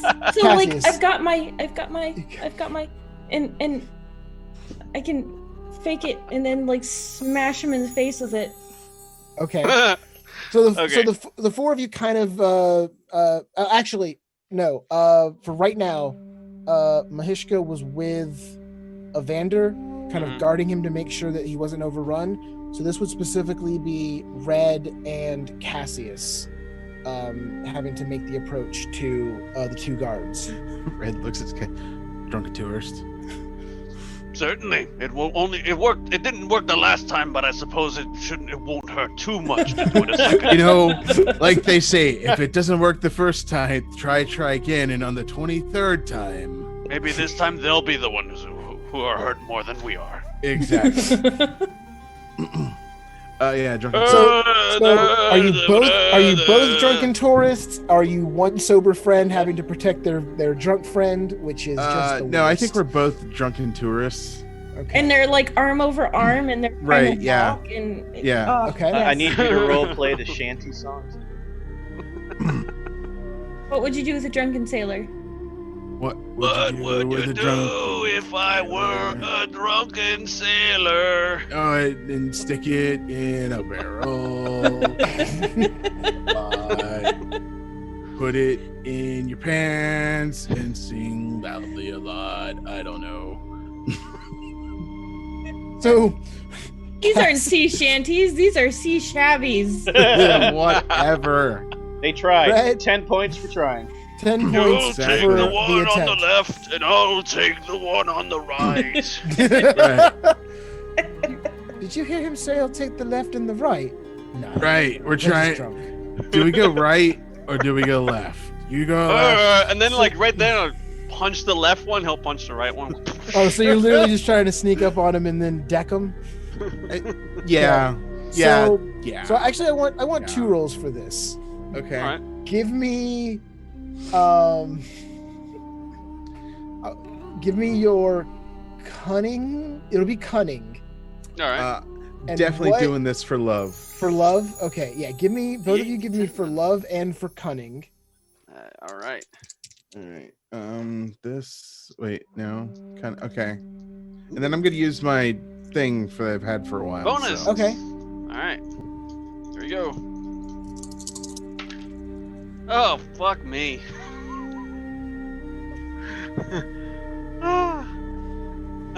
That bad, One huh? and a 2. Wow. Yeah. Okay. So, remember the joke I kept throwing out where like I was gonna get all highs on everything? Sure. Totally believe you when you say it. Right. I can see you moving the dice right now. No, this is my phone that I'm taking a picture of. Did you roll perfect? Did you roll all top numbers? I rolled perfect. That's amazing. I rolled a actually 6, believe him. a 10, I and do a too. 4. I legitimately believe you. Like I Wow. I still want to see the picture though, because that's hilarious. oh definitely send Also, that. is it possible to award bonus points to poor Eric? Like, My- can I give him my mine? Shitty rolls. that. No, because Nothing can save these rolls. Just No, save them for somebody else. Seriously. Because this is perfect. I'm totally okay with this. Because here's what know. happens. Because you're using drunken tourist to get up close to them. Mhm. That's actually going to act as your attack roll to try to get up there. Oh, okay. So you're using force to punch them, but you're actively trying to use drunken tourists to make the attack work. So the two of you stumble up. Maybe next time it'll work more. You take the left and I'll take the right, and you just see Red just like rears back and just wrecks the first guard. And they just like their head just snaps back. They hit like the wall that they're standing up against, and they just crumble. And the other one looks down at him, and Cassius, you actually grab your knife just out of instinct, and you're like, "Oh fuck! I know what I want to do that." And you literally do that, like that can't stab him, and then he just throws and just punches you right back in the face. And then he just like take one strain. Take one strain? Okay. Yes. As the first guard is just like, huh? And he's just looking at the two of you, and it's like he punched up at a 9'8" man. He's like, oh shit, what did I just do? Crap. And then he goes to grab his spear and ready that. And that's when I crush him. So now you two can use force and whatever the motivation would be in this moment. Eric, I'm going to assume for you it's out of self-preservation to not get spear stabbed. Yeah, that makes sense. And for Sean, I assume for love to help defend Eric from not being spear stabbed. Or just I get to punch someone. Okay, for the love of punching. For the love of punching. And this would be with force, because we're not doing full combat rules. We're just going to do basic actions to get through. Sure, I'm down with that. Yeah. Oh wait, I said for love, didn't I? Yes, you're doing for love and with force. Eric is doing for self and with force. Yeah. The guard is punching back. Oh, this is much better. Okay. Ooh, it's much worse. Okay, so I got an 11. Okay. Sean, what'd you get? I got a 15. Oh, fuck. Okay. The two of you work together and tell me how you suplex this guard to death. So, I imagine I would go up and just sort of like bear hug him. Okay. And try to throw him over myself, and then maybe as I'm like suplexing this dude, Eric stabs him in the throat as he comes down. I'm with it, but I wouldn't actually kill him. I would just like, he just gets really mad and like he was gonna just grab him and like throw him against the wall or something. I'll use him as a baseball bat, but like he grabbed him before I did, so he just kind of like looks at the spear or does he have a rifle? He has the flint laser pistol. He has the flint laser, so he just grabs it and just whacks him across the face with it, and he crushes it in his hands. Like, so yeah, the two of you grapple, hold him, and then just pistol whip him with his own gun, and then he just falls down. Right around the time Evander and Mahishka walk up, and the two of you were like, you feel it. He's just like rubbing his jaw, and it's like, again, didn't you? This one thinks it still hurt as much as the last time, Red. Yeah, looks like it worked out about as well. I mean, A brilliant ploy, but we not very honorable. problem solved, right? Like drags them back into the alleyway out of sight. Literally see Cassius dragging two official, lawful, pale Martian guards into an alley and dumping them. I'll tie them up with their own, belts or whatever. I'm sure they wear like pompous-looking uniforms or whatever. So he's like, let me take that ceremonial-looking rope out of here, and they'll just bind your hands with that shit. Whilst I watch him do this to law-abiding citizens doing their job, I do whatever the Witch Queen equivalent is of crossing myself. Do not Spooky. pickpocket. Mysterious. Bad thief. Bad. Did you leave him naked? I'll take a little off the top for me, like whatever they got in their pockets. I'm like, you snatch their drinking money that they were gonna go out with after their post was done. I hold the bag in front of the one who decked me, and it's like, this one's on you. Now we can really do drunken tourists. That's the secret. You got to actually be drunk to do drunken tourist. Yeah. For it to actually work, yes. Okay, So- so I'll just lead the way. I'll use my scavenger skills or whatever to like look to see if we can find the entryway, get in, and like look for any like weird dips or traps or anything like that might be along the way. Yeah, absolutely. So you go in and immediately there's this like downward angle for the crack. Like it just starts leading down. You kind of have to like brace yourself against the wall. You're doing that thing where you're kind of sliding a little bit. Like you can't take steps. You've got to literally like control slide the whole way down. Yep. So this is just like the tombs of Atuan. Follow me. So, I need the order that you guys are going into the crack. All right. Because you're all going to have to control your descent down, and we'll see who slips and who knocks down the people in front of them. In that case, absolutely last. I'll go first. I know what you're going last. Since I often go into Grace dangerous and spooky places normally to confront ghosts at any opportunity, Cassius will like reach up there and like ape-like he'll just he'll climb up and he's like, now do like this, like, you know. He tries to tell you guys how to like brace yourselves. Yeah, okay. sure, whatever. So everyone, you're gonna have to do with grace. Like that's gonna be the requirement. However, whatever you think the best motivation would be at this point in time, you can click that. You can, you know.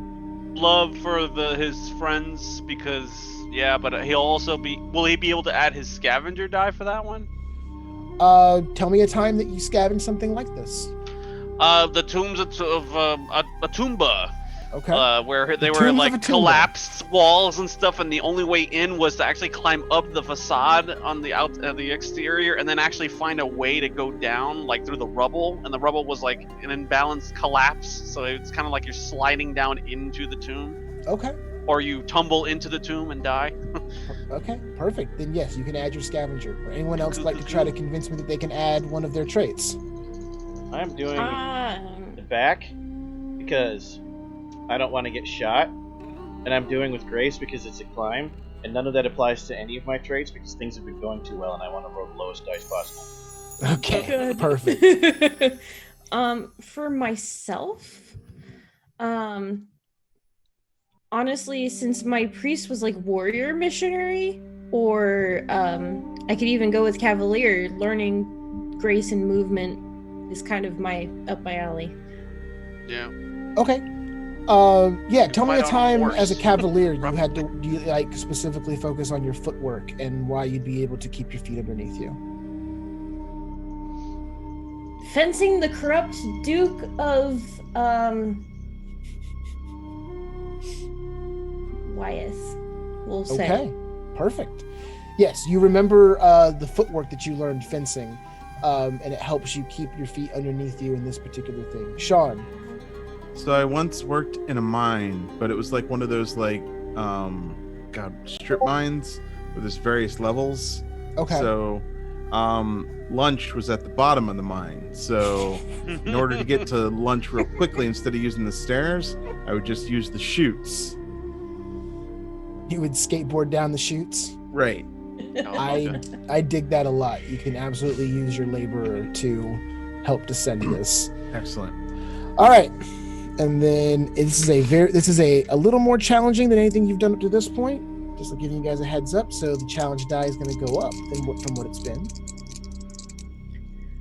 Right?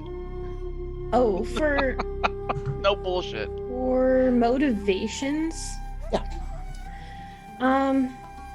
So my character does everything with honor. However, self-preservation is probably more along the lines of carefully crawling down Okay. a wall face. I would think So for self, Okay. No, I would agree. I think that's a really good use of the motivation, like really digging into your character and why they're doing a specific action as opposed to like, yeah. So I would think, self-preservation, keeping yourself alive in this moment is definitely a good way to go with that. All right. So roll your motivation, your method, and whatever career you convinced me helps you. now Well, talents. that's disappointing. Uh-oh. I rolled minimal dice, Steve, and still got 11. If you have a talent that helps you in this scenario, you can use that as well. Fast footwork So fast footwork, is only in fighting, I think. I believe that's only in fighting. If you want me to let you know, I can tell you. Confirm what that is. Licky clacks for Pinky. You can move up to 2 spaces on the map for each stunt die. It is Seriously, usually Eric? used with parry and stunt. So it is in combat. You can move quicker across the map to get. You have more movement when you do stunts, basically. Yes, Like- it's my friend. Wow, Eric, I Yeah. What is Yeah. what was the marching order? I believe you said Cassius was in the front, Yeah. would go next. He Okay, sent you a and then- picture in Discord. and then Yeah. Feast your eyes. so Cassius, and then Red, and then Mahishka, and then Evander.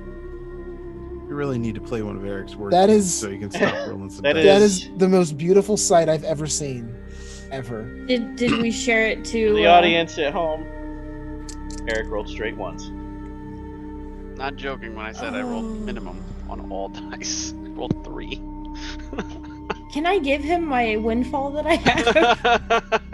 I Oh, tried yeah, that. I already got matter. yours. Did you use your bonus dice yet, Eric? I did. had.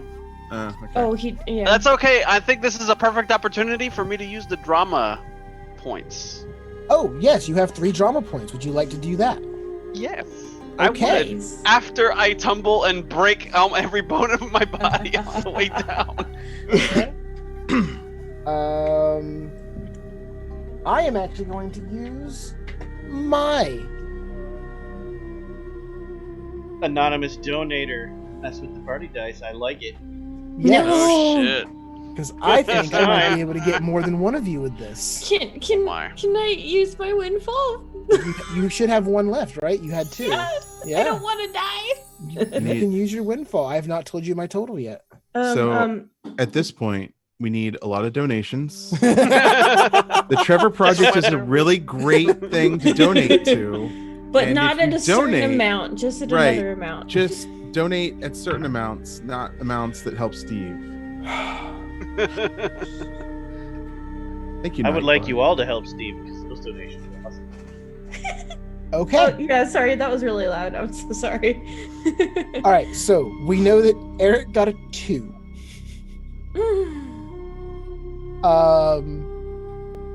Next. That was Cassie's. Next is Red. What did you get? I have a shit. What is math? That's 12. A 12. 7 plus 5 is 12, right? Yes. Yes. I'm saying that live on air. Yeah. 7 plus. I haven't. Okay. Mahishka. Yes. Mahashka. Mahaska. Mahaska. What is your total? 15, including the windfall. Really? Yeah, I've got. I can send a picture if you want. No, that's perfect. I did a 2, a 7, a 7, and a 1. Nope, Wow. no, that's perfect. And finally, Evander. 11. Oh God, he giggled lightly under his breath. Okay. I am afraid. So here's what happens. I do not like the cone of shame. Cassius has his arms and legs spread out, and he's like, all you gotta do is just brace yourself against both sides and then just slowly descend, and you just see one of his feet slip, and he just falls flat on his ass and just starts tumbling the whole way down into the darkness. And you just hear, ow, blam, blam, ow, blam, blam, ow, blam. And this time, and completely inadvertently, I just became the comic relief. Thank you so much, guys. Thank you, Dice. You're so wonderful. Not doing drunken tourists down the chute. And it's just getting further and further away. Like it starts off like ding out, ding ding out, ding out, ding ding out, ding ding, and it just. Wow. And then Red goes, look at him fall.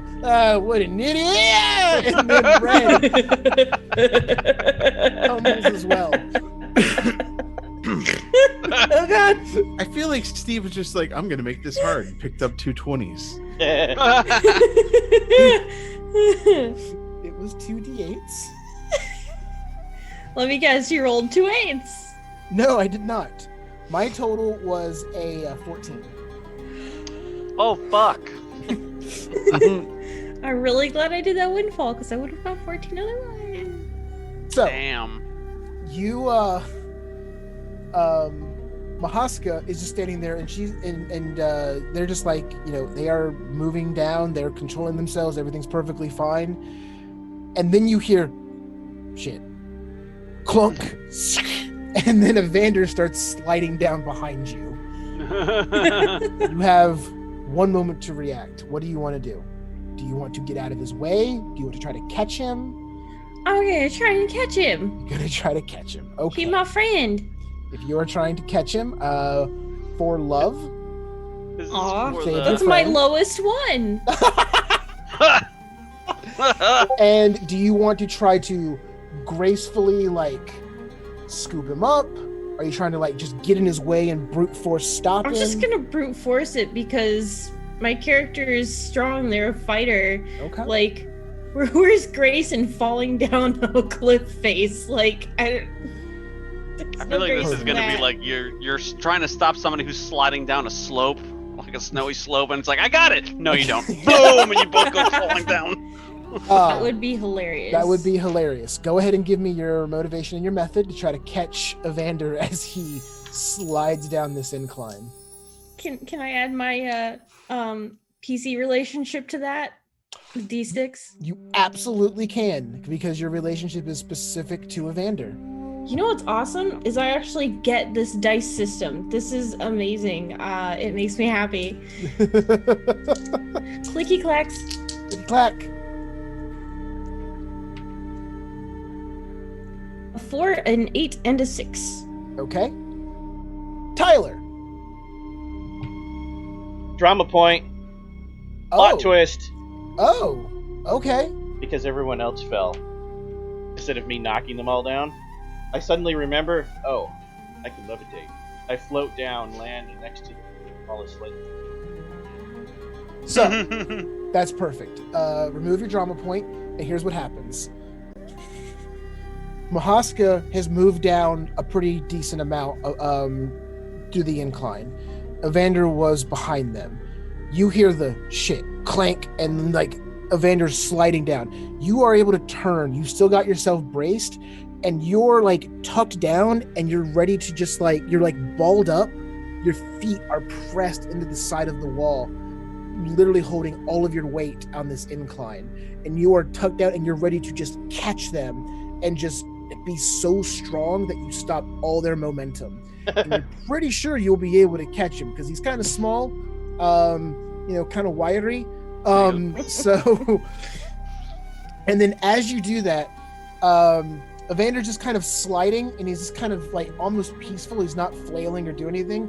And then he just slowly rises up off the ground, and he actually floats above your head as you're about to catch it, and then just keeps floating, and you're just like, whoa.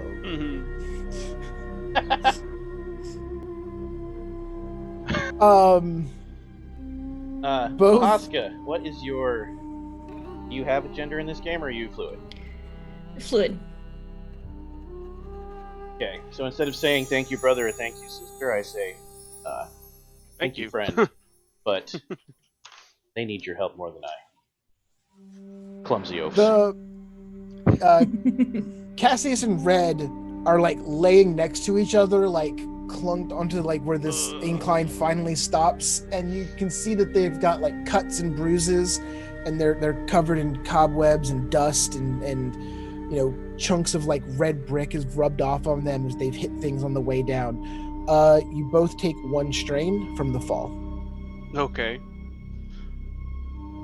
How much strain can you take before you're... Oh, wait, you have to roll above it at the end of a scene, isn't that right? Right, yes. Eventually, you're accumulating these, and then when a fight happens, you'll have to continue to make those rolls to not get knocked out. So these are essentially putting you at a slight disadvantage whenever you do get into a fight. Don't worry, though, if a fight starts before the end of the one shot, I will soothe you to survive the fight. You don't stop bleeding, but it stops hurting. Yeah, we can't spend a drama point and say, "Oh, it's just a scratch that I fell all the way down to the bottom of the machine." Literally do that exact thing. Yeah, that's exactly what it's for. It's I thought it was only for combat.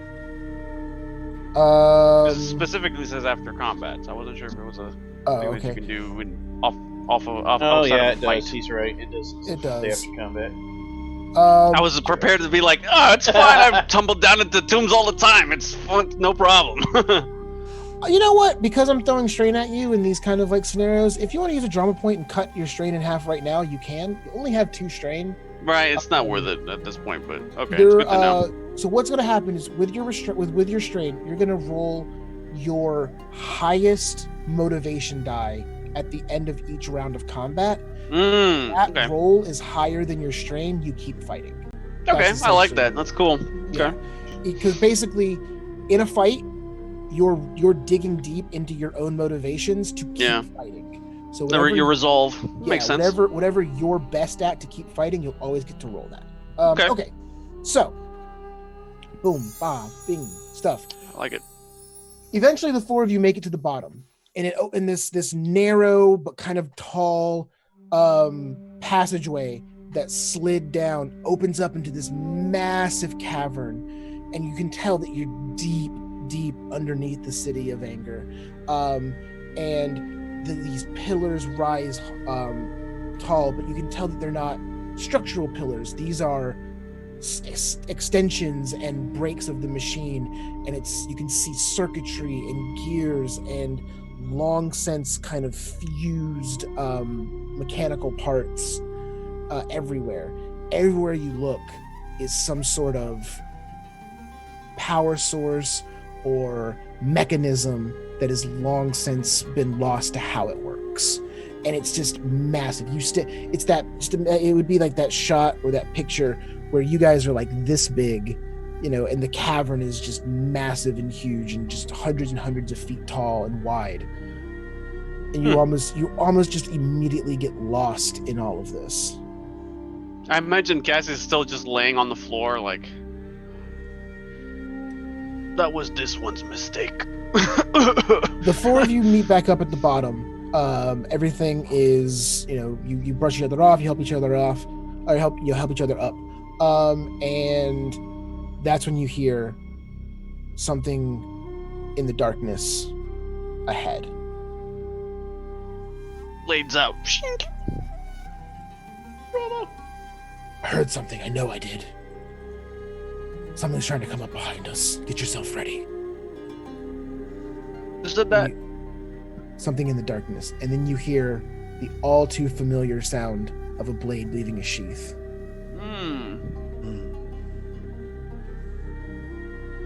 They know we're here, though. You guys made a lot of sound falling down.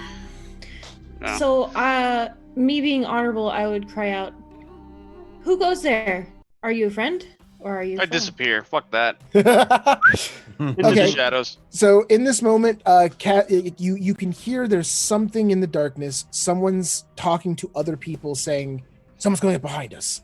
Get yourselves ready. You hear shh as sword leaves sheath. Mahaska yells out, "Who goes there? Are you friend?" Right as Cassie's just like, fuck this noise, and just dips. I imagine him like climbing whatever weird machinery is down here and like getting into a place where he can potentially like leap down and ambush whoever's coming if they be they foe. Okay. What are the two? What is Red and Evander doing? How are you prepping for these people that have heard you? Just ready to face them head on. Take Okay. cover, knock an arrow. Okay. You have a bow? Correct. Okay. Cool. Awesome. All right. With that, you see this very well-dressed man kind of walks up, and there's this little bit of glowing light, just enough that the scene would be lit where you can see everything clearly in the movie.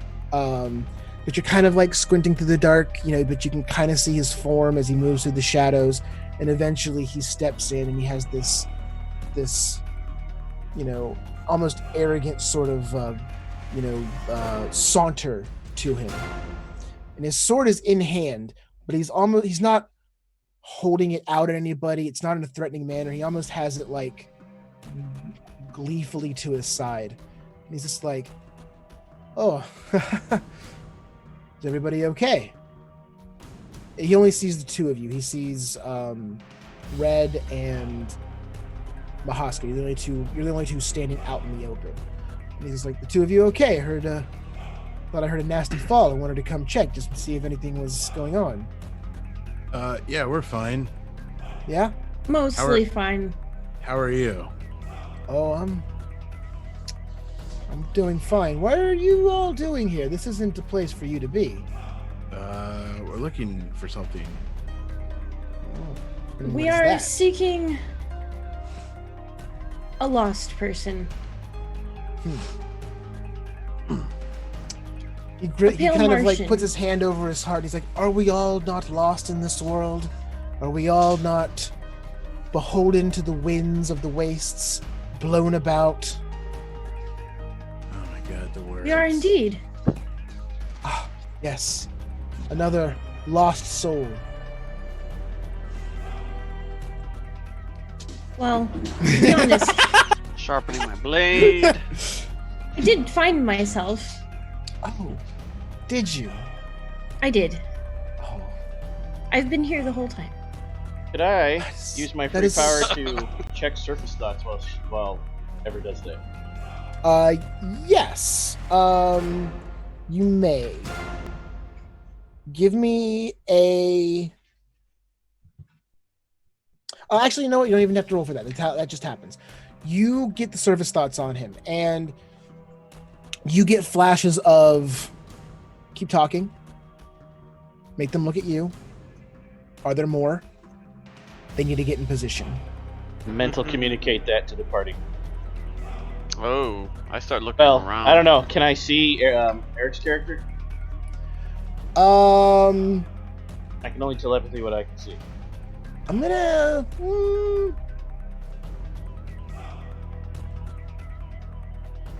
That's a good question. You said you hid, right? I took. Oh yeah, he hid. I took cover. I'm gonna say you actually can't see Eric. I'm gonna say That's telepathy to the other two. Okay. So he- So Cassius, you specifically don't get this information, but you can see this guy standing there, kind of obviously trying to pontificate to everybody. But both Red and Mahaska, you understand now that his surface thoughts are: keep talking. Are there more? They need to get in position. I punch him in the teeth. You, sir, you lack honor. Mahaska, I'm sorry, I have a rapier in the garage, but I Mahaska This takes is better. this. Mahaska takes this amazing fencer stance and yells out that you have no honor, as Red's just and just sprints and throws like a haymaker at him. And Mahaska, I would like you to tell the audience how you pronounce your class, please. Yes, Pronounce the what? they are not a cavalier. They are a. no. They are a. Cavalier. I love it. It's not. It's. I know it's Cavalier, but No, it's I Cavalier. just can't help myself. I you said that so much, I actually started saying that to myself, legit. But then someone dropped Cavalier. Cavalier. Cavalier. I thought it was pronounced Chevalier. As you thrust the sword. Yes, as you strike. Okay, so With the twisty tie. combat rules. We get to finally experience combat rules in Cavaliers of Mars. Right. Combat rules are going to work a little bit different than basic rules. So you no longer are using your motivation and your methods. We are now using a strike, parry, and stunt system. Okay. Basically, right now, You have an aid the party. If you've used your thing, a windfall, it's back. If you haven't, now you have to. oh, we got another donation. Yeah. Wow. Oh, We actually thank got you multiple. so We're much. just waiting them on all to come in. Oh, what thank they you, are. everybody. Thank you. Everyone who donates, You you are broke the goal amazing. We again. really appreciate it. We'll try to call out and shout out all of your names individually when they come in, but we thank you so much helping the Trevor Project. Thank you. Yes, that was from Daniel. Thank you, Daniel. So yes, everybody in the group now has an additional windfall. Cool. So you should all have a speed of 3. I don't believe anyone took anything that gives you an extra one. If you have questions about your talents, let me know. I'll look it up. I'll let you know what they do. And for now, you can only see one enemy, but you all know for sure that more are out there. And essentially, we're going to have 4 sections. There is the area directly in front of the ramp. We'll call that like the entrance. Mhm. And then there will be 2 wings and then a back area. Okay? At A Fairy 13 says, Yum, love to. +1 windfall for you. Hey, thank you so much. Thank you. Thank you for supporting the Trevor Project. And what are you giggling about over there? They gave you the. I mean, so I'm so conflicted because that's the best donation for the Trevor Project. But damn it! It's gonna get tougher before it gets easier. When y'all about to get hit hard? And someone either really loves the Trevor Project or someone really hates the party. Either way, we all win. Why not both? That is true. Why not both? Oh, We appreciate the donation very much. Thank you. So with that, you have your 4 sections: entrance, left wing, right wing, rear. Okay. To move, so in Cavaliers of Mars, if you're in the same section as another character, you can melee attack them. This is that dramatic moment in the Three Musketeers movie or in a big swashbuckler movie where you're just running around and running up steps and moving in and out of, pillars. Like, movement is just this big dramatic thing. But if you want to move into another section, you have to roll a stunt die, and then your movement happens on the number that you roll. We'll go over that in just a second. So all 4 of you are in the entrance right now. If you want to move to the left wing, right wing, that's going to require a stunt to be able to do. You will have to move through so essentially, like I said, imagine like a square. Section 1, section 2, section 3, section 4. You'll have to move through one of the wings to get to the rear. You can't just walk straight to the rear. So just keep that in mind as you want to move about the map. Everybody watching at home, combat rules in this are very simple, very easy, and very fun. You are going to take up a number of dice equal to your speed. Everyone in the party has 3. They are going to secretly, even from each other, select if they want to use a strike die, a parry die, or a stunt die. Stunt dice do what I said before. Stunt dice can also be used to add a +2 bonus to an ally's roll. So if Eric wants to help Ever stab somebody, he can roll a stunt die, and then he can assign that to one of Ever's strike or parry rolls. You do that thematically by interacting with the scene. You would want to say, like, a stone falls from the pillar and distracts the enemy just enough that this happens. So it's very thematic, very flary. Other than that, you pick your strikes, you pick your parries, you pick your stunts, you roll. We're going to start at 10 and work our way down, 9, 8, 7, 6, all the way to 1. And your action happens on the number you roll. And we'll go Speaking from of there, Eric, okay? Eric, you have another windfall, Eric, for those natural ones. Oh, thank you. You're too kind. Thank you. From an anonymous Thank- donor. Thank you so it's much much for deserved. Thank you so much for helping Eric, and thank you so much for helping the Trevor Project. Okay, so with Quick question. Yes. Do you assign strike, parry, stunt before you roll or after you roll? Before you roll, you need to Okay. pick if you're rolling strike, parry, or stunt, and you need to know that before you roll. Okay. I am trusting everybody to, we're at a little bit of a disadvantage here because we're all in different locations. This is normally something you would do and kind of have it color coded, so once you rolled, everyone knew what you rolled. But, Okay. No, I That's have actually- different colored dice, so it works for me. I know which one is which. All right, perfect. So with that, Sean is moving up to punch this guy. Sean actually has like these old wraps with like spikes on his hand. They're these old cestises from pit fighting days. everyone take up your combat die. This in the game is what is referred to as, there's a whole system here. This is referred to as taking up dice. Everyone select what combination of those 3 dice you want. You can be all 3 strikes. It can be all 3 parries. It can be all 3 stunts. It can be 1 of each. 2 and 1, however you want to do it. And what was the, it was D what now? These are all D10s. Okay. Make sure I get the right one. Okay. Okay.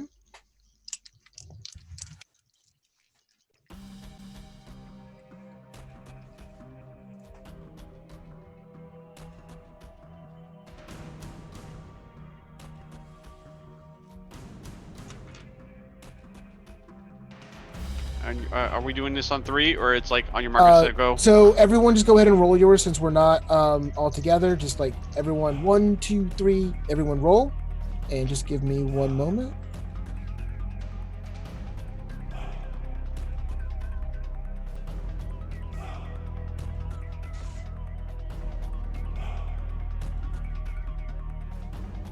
Okay.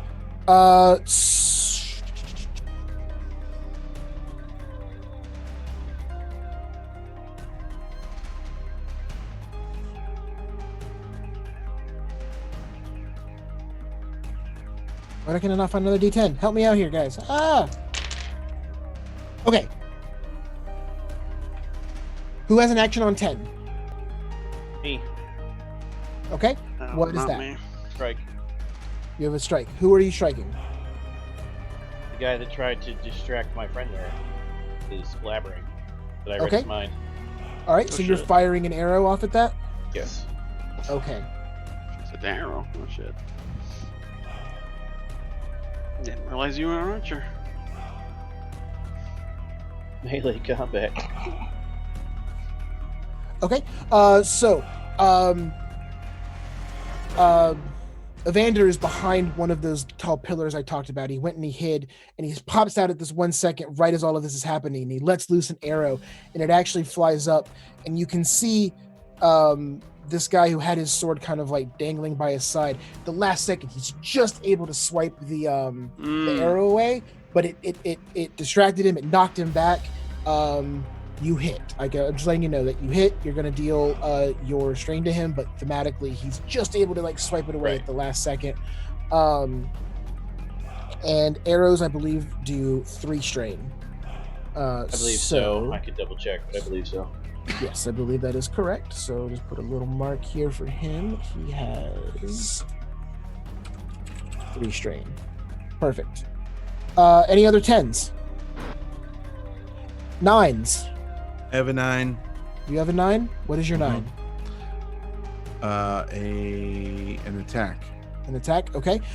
Before you do anything, you also see 4 more bandits come out from the shadows on 9 Oh, no. and start to close in on you. So there's the big guy with the sword, and then there's 4 bandits kind of closing in on you. 2 are in the way, one is in the left wing, right, one is in the right wing, and then the other 2 are in the front area with you. Oh, okay. So what would you like to do on your 9? Punching this dude in the face. Punching that dude in the face? Okay. Yeah. All right. Now it says I have Scrapper, Okay. which says cost exert career. You deal an additional point of strain with unarmed strikes for the rest of the scene. Yeah. Nice. So if you want to exert your career, you're going to lower your that's under labor, I believe. Okay. So, Yes. So you would lower your labor die by 1. Is it a D8 right now? Okay. It's a D10. Oh, then you would lower it to a D8. Uh-huh. And now you're going to deal 1 extra strain for every strike you land for this entire fight, Okay. which means you'll be doing 2 strain for every strike. Okay. All right. So you land another one against him. He does not have a parry on 9. Oh, you're punching the crap out of him. Okay. And also, so if it says gain a +1 bonus to all strike dice, that would like increase my number. You get an additional point of strain with unarmed strikes for the rest of the scene. Is that what it Is this for soldier? said? This is for deadly force. Gain a +1 bonus to all strike dice this action. Yes. So if you also exhaust your soldier by 1, you would gain a +1 to all strike dice for this action. So it wouldn't be for the entire fight, but you would literally add 1 to all of your strike rolls for that action. Okay. Okay. Like, so my 9 would turn to a 10? Yes, correct. Okay. Cool. Okay. All right. Cool.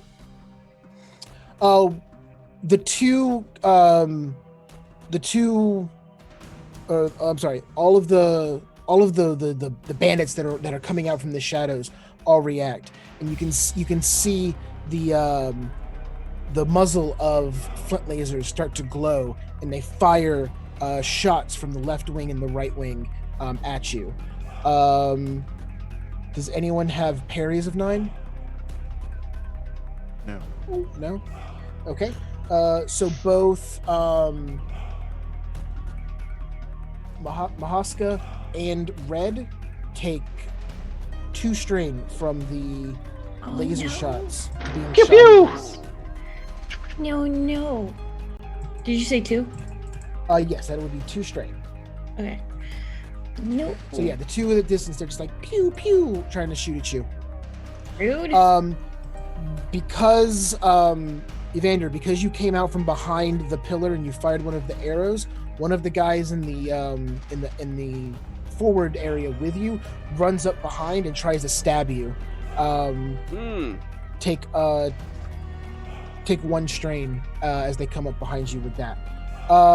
And then finally, for the other 4th guy, they're actually going to go after Red, who's in most direct contact with the leader.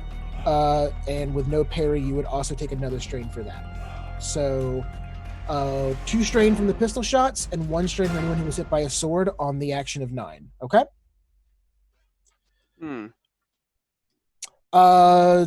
8s. I have no 8s. 2 8s. You have 2 8s? 1. Yep. You have Nice. 1? Okay. Strikes, Parry and stunt. parry, and stunt. Okay. Parry for me. Parry for you. Okay, so these will remain, and the next strikes against you, you will be able to parry away as they Sweet. go down. So if someone tries to strike you at 7, that 8 will block it. Okay? Cool. All right. What do you want to do with the stunt?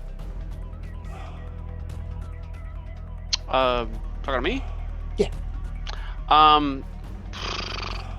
Well, now that I know that these guys are in the wings, like shooting down into these guys, I want to try to intercept them, so that way we don't, get shot to death here. And if it's possible, I want to use the invisible blade ability that I have, Okay. which is basically I'm able to. Oh, sorry, not invisible blade. It's invisible blade. By taking advantage of distraction or the cover of darkness, you can slip your blade through the best of defenses. The combo is 1 strike and 1 stunt, cost of 1 stunt. Okay. So you would need to have a strike rolled with that to be able to use it. Oh, so it can't come after that? It has to be like the same number? Well, no, you would have needed to have rolled a strike to be Before able the to 8? do that. Well, if he rolled a lower strike, he can save it and do that as the strike later. That's Oh, yeah, I see what because you're it's saying. me, I rolled a 3 for my strike. I understand. I apologize. This talent can be used when previously hidden and after stunting behind your opponent. When applying your strike die to an opponent, you choose which parry die. Okay, so the stunt allows you to move behind them, and then when you apply your strike die to the opponent, you choose which parry die they use against your attack. So this stunt moves you into one of the wings. Do you want to go to the left or the right wing? Just They one both on have the one right, die I on guess, them. and Okay. then try to ambush the guy there. But So if he you- rolled a parry die that's higher than my strike of 3, he would have dodged it automatically anyway, right? Or Right. does this help to bypass that? Well, it would, but you can choose. I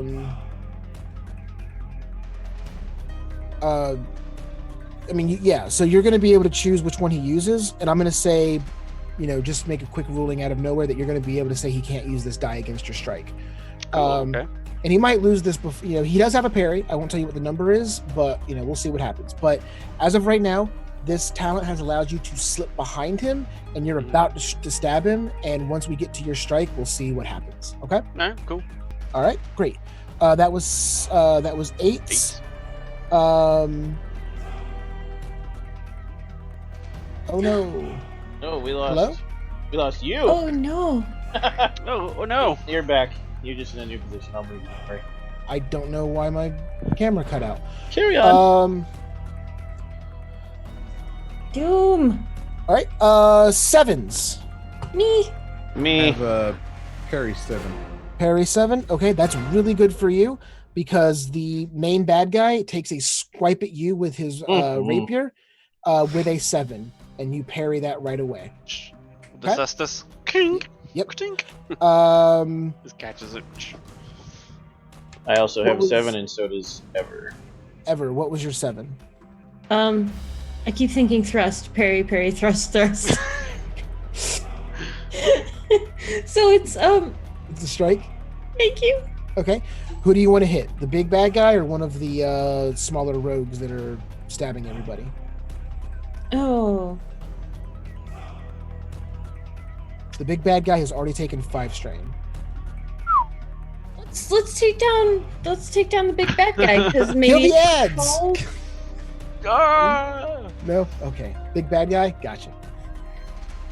All right. So you deal another 1 strain to him with your sword. How do you run up? What do you like? How's your fighting style? fencing. Very, Fencing? very, very like fancy feet, kind of like. Wait, let me find my twist tie. Okay, there we go. Kind of. Okay. So the two of you, so he goes and he takes a swipe at Sean's character at Red, and he gets parried away, and then you come up and he's just kind of like and he starts like ching, ching, and now you and him are like actively in this like fencing thing, going back and forth, Aha! and you are definitely pressing him. He seems out of position. All right, 6s. I had a 7. You missed me. You had a 7. What was yours? I'm sorry. Second strike, because I know Okay. we're coming up on the end. I'm going to do amazing. Yes. I'm going to exert Adept, and I'm going to exert Force. And I'm going to use Telekinetic Strike, and the Force powers is Demolish. And if I could destroy something given several hours, I can do it instantly. Whichever has the largest cluster of bad guys, I'm going to telekinetically explode the ceiling down on. Perfect. Nice. Okay, so there's the guy that's come up behind you and he's trying to stab you. There's another rogue in this area that had jumped on Red and was trying to punch him. This blast comes out from Evander, and it's simultaneously like you can see like they kind of like try to react to it, and then they look up at the last moment, and the two of them are crushed underneath these falling pieces of debris from up high. Approved. 2 rogues down. That took two career exertions to do, but that was awesome. That's it, yeah. Force, it exerted Force and it exerted Adept, correct. Yep. Yeah, those so 2 down, 2 more to go, and the big bad. That was 7s, so now 6s. Me. Same. You 2 again? Okay. What are you guys doing? Go ahead. I was gonna say thrust again. Thrust again? God dang it. You wrap your blade around his right down to the hilt, and you kind of like tuck it away and you slash across, cutting his shirt open. Another point of strain. Tyler. Mine was stunt. I'm going to soothe Red to ignore all of your conditions from all sources for the rest of this. Nice. So officially, that would be if he had a condition, which he doesn't at this point in time. However, It one allows shot. him to ignore strain too. It does allow him to ignore strain. I was Mhm. going to say, just add strain to that and just completely get rid of it. And we'll just say that heals you. That also exerts again, so. Okay. 5s. 4s? Or What you doing, Red? hitting this guy again. Hitting this guy again? So Yeah. how are you what are you doing to him while Mahaska fences with him? Because they're honorably fencing. So how are you jumping in this? Just getting behind him and taking kidney shots. So this honorable duel is happening between two Cavaliers. Fencing in the great lost relic of the machine of the first Martians. This epic, amazing, beautiful duel between two swordsmen, and Red comes up and just like Haymakers. hooks him behind the neck and just starts rabbit punching him in the kidneys. Yeah. Okay, that is another 2 strain because you have your thing activated. Good Holy God. crap. Okay, and that was 4s, right? Yes, you did 4. 3s. That's me. Okay. Striking the sniper. You get behind the sniper and you basically shift his parry away. He turns around and he's about to like try to block your strike, and you come up right beneath him and you're just able to slip your dagger right in between the little padded armor that he has. And he kind of like looks at you and is like, and just has this dramatic death as he falls off out of frame. 3 down, 1 more rogue to go. You continue on.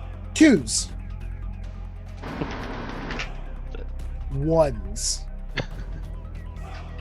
With that, your arm is hooked around the big bad guy. You're rabbit punching him. He throws your blade away, Mahaska, and he ends up and he headbutts you back. He headbutts back into Red and turns and just does this like big S slash and comes down on Red. Take another point of strain, Red. Damn. Roll a 1? He did, in fact, roll a 1 on his strike. Oh, bitch. With that, the Clash of Steel has completed. That is the fights and the strikes and the parries back and forth and the stunts. Now, we must continue on The break. into the break. Very good. Somebody read the rules. Yay! Okay.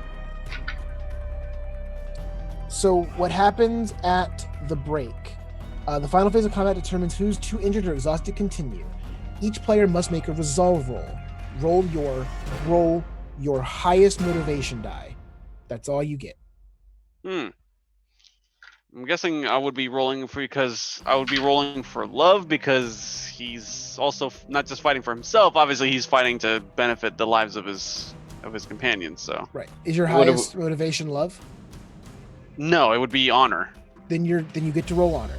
Oh, I thought it was. Oh, okay. What's the target number? So, your target number is the amount of strain you have taken. If So you that haven't taken number any or higher. strain, right? If you have to, if the die comes up less than the character's strain value, your character is taken out. So if your roll is equal to or greater than your strain, you can keep fighting. Okay. Okay. Yeah, I'll Which take for my roll you, Sean, means you can fund that because of the power. For now. Hey, I rolled Okay. a 5. Still up in the fight. I exceeded mine. Okay. Mahaska, how much strain do you have? I have 2 strain. Okay. And Roll a just 3. Roll your highest motivation. I rolled an 8. Okay. And Red, how are you? Red has soothe. He doesn't have to. He has to beat 0. I did that's take right. 1 afterwards though, so.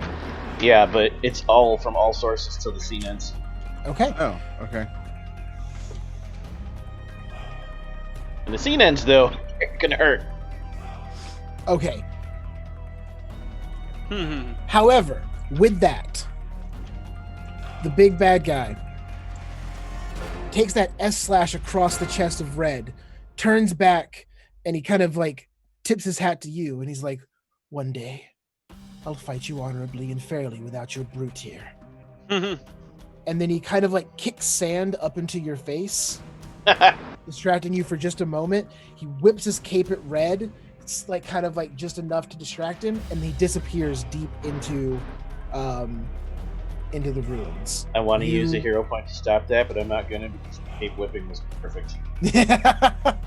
You legitimately mechanically defeated him. He failed his strain roll. You beat the big bad guy. You piled on and beat the crap out of him. An honorable fight, yet you kick sand in my face. Because you had that guy punch me in the back. I don't I think he didn't do understands the that. meaning of honor. I we're can't getting control him. We are getting very late into the night. The last rogue also runs off with his boss, and they disappear into the ruins to grave rob somewhere else. Oh. Well, grave rob. They're robbing the machine basically for parts. The machine. Rude. Rude. As I mentioned, we are getting a little bit late into the night. You travel further into the machine after several hours of exploring through here, using your tracking skills, using your different powers. Evander able to reach out and kind of touch, use his psychic abilities to find out where the apprentice is. You happen across the apprentice. He is deep into the machine. There's these weird gyroscopic devices that are running and pulsating this weird energy that doesn't go anywhere or do anything. It's just being pumped out into the air. Again, the machine is in ruins. It's no one has any idea how they would be able to fix it. But as you move closer, you hear the rumblings of the machine. You hear them, but it's rumbling, but it's music, and you almost hear voices coming from behind the walls. Say to be continued. Oh, sorry, I couldn't help myself. No, you are able to talk to the apprentice. Apologies for the quick wrap up. Like I said, we're just running very late, so we'll just wrap this up. You talk to the apprentice, and the apprentice looks to you. He's weak. Hasn't eaten in weeks, and he just looks at you all, and he's like, "I heard it. I heard the truth. They talked to me. I heard it, what my master sent me to hear." You learned the ways of the Witch Queen?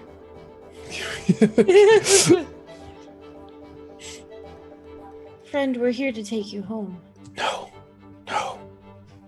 I will stay here with the music until I expire. This is where I belong. This is where I end. No, but you must share it with others. He grabs you.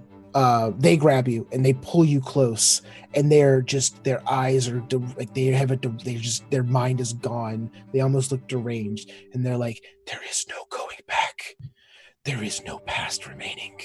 There is only the future, and it is short, and it is ending. I have written it. I have written the final piece. They have told me the truth. Take it." This one cannot be helped, Mahashka. He grabs these random scraps of paper and he shoves them at you.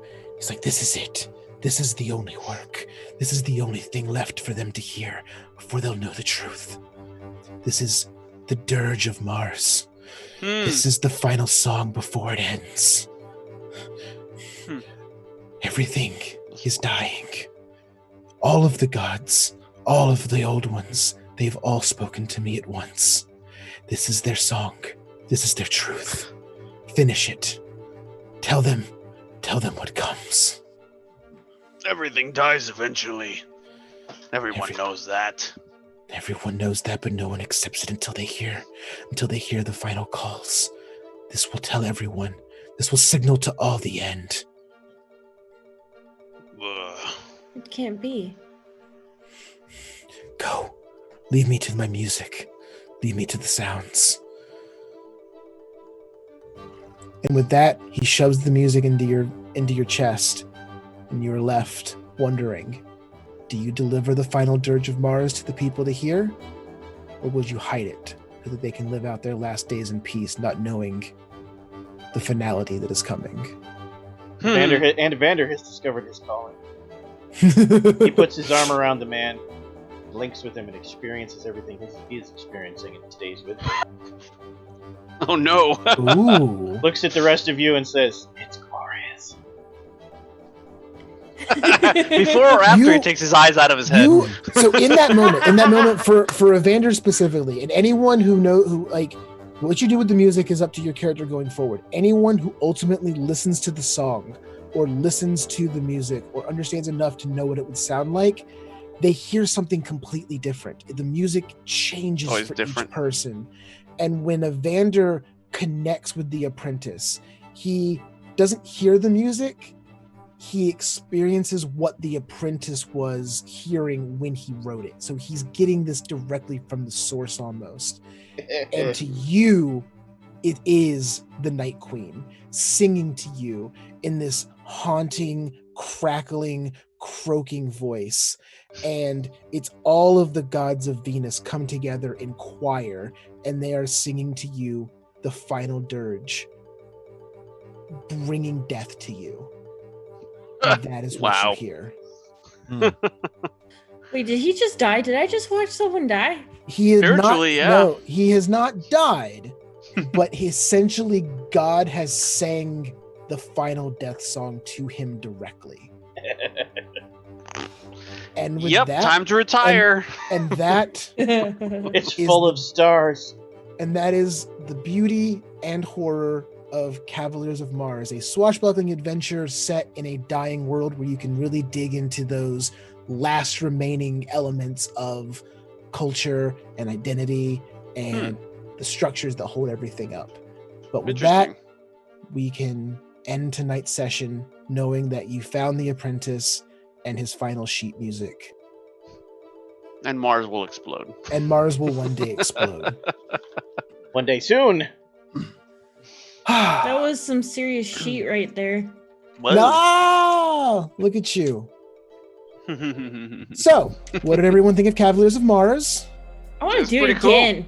That's cool. She's like, it's an amusement ride. I want to go again. I want to go again. I actually understood the dice mechanics, and that is so rare for me.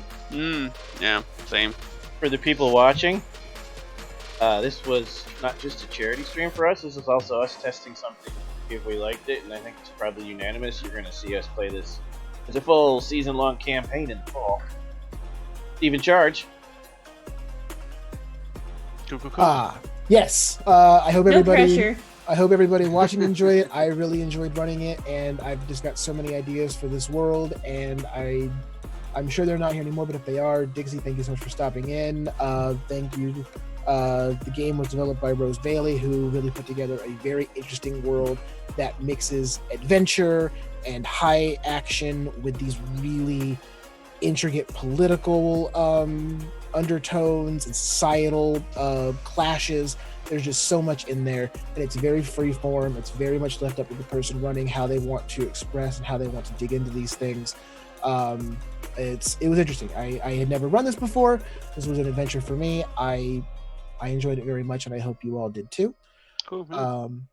With that, though, as with all of our games, we like to go around, and each player is going to vote for their favorite character, favorite player in the game. This is not for any points or anything that carries over. I just want you guys to talk each other up. Tell me what you liked about each other tonight. We will start with Tyler. Eric. Pity. Thank you. Wait, what? Anyone who Pity. rolls Mercy. anyone who rolls 3 1s on 3 dice. 2 rolls in a row. Vote. Pity vote, yes. Thank you. Sean. I'm gonna go with Tyler because he's playing yet another Psionicist, which I feel is just a coincidence with all the games that we've been playing. So Sure. This one's Total not actually coincidence. broken. This one's cool. I feel like he's really playing into that trope, and that he's starting to learn how to play a Psionicist like really well. Not like I've been doing it for 30 years. No, not at all. No, I don't think so. Definitely not. You seemed a little shaky at the beginning with some of our other games, but I feel like you've really grown into it, and I feel like that's going to be your go-to class. Ever save us, please. I mean, everyone here is kind of beyond saving. Just gonna put that out there.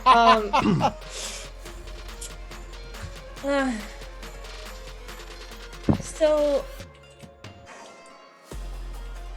God, crap. So, crap. I'm debating either Eric for that complete Nat 1 streak all at the same time, or Tyler because he actually played a psionicist that wasn't all that intelligent. True. I would Normally give it he's to Tyler like- on that one, absolutely. Normally he's like suave, like I can read your mind, kind of like I'm in touch with the nether regions. That is 100% accurate. Yep. Yeah, baby.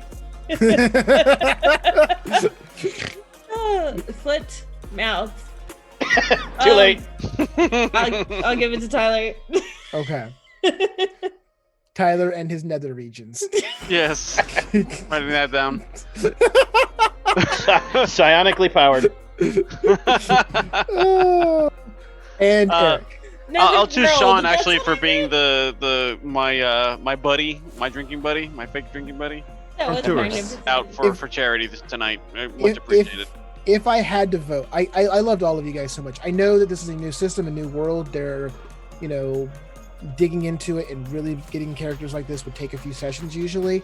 But I really appreciated you guys coming in with characters, having read a little bit of the lore, knowing what you do. I loved all of you guys so much. If I was voting though, I would probably give it to Sean for let's do Drunken Tourist. That was great. It helped that the setting is actually really good and it's well put together. So Mhm.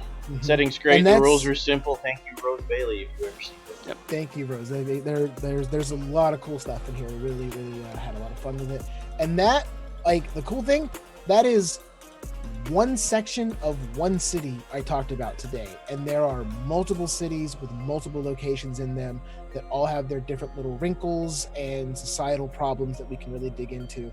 We mentioned the Purple Light a couple of times. There are entire different things that can happen at the Purple Light. You can really dig into what those guys are doing there, what those kids are doing there. That's such a cool thing. And just, like I said, that's one place in one city. And there's tons of places in tons of cities. And with that will do it for us tonight.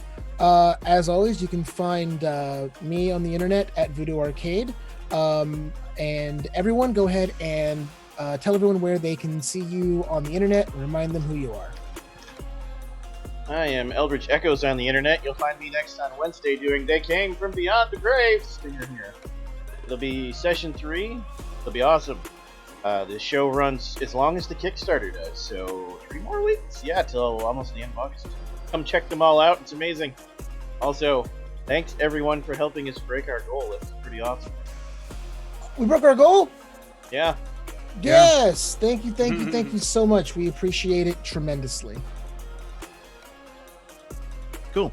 I'm at Space Lord PJ's. Check us out. I'll be running Pugmire on Thursday. For That sounds Gen right. Con, that is correct. Yeah. So part 2 of our Possum Junction should be fun. Is it my turn?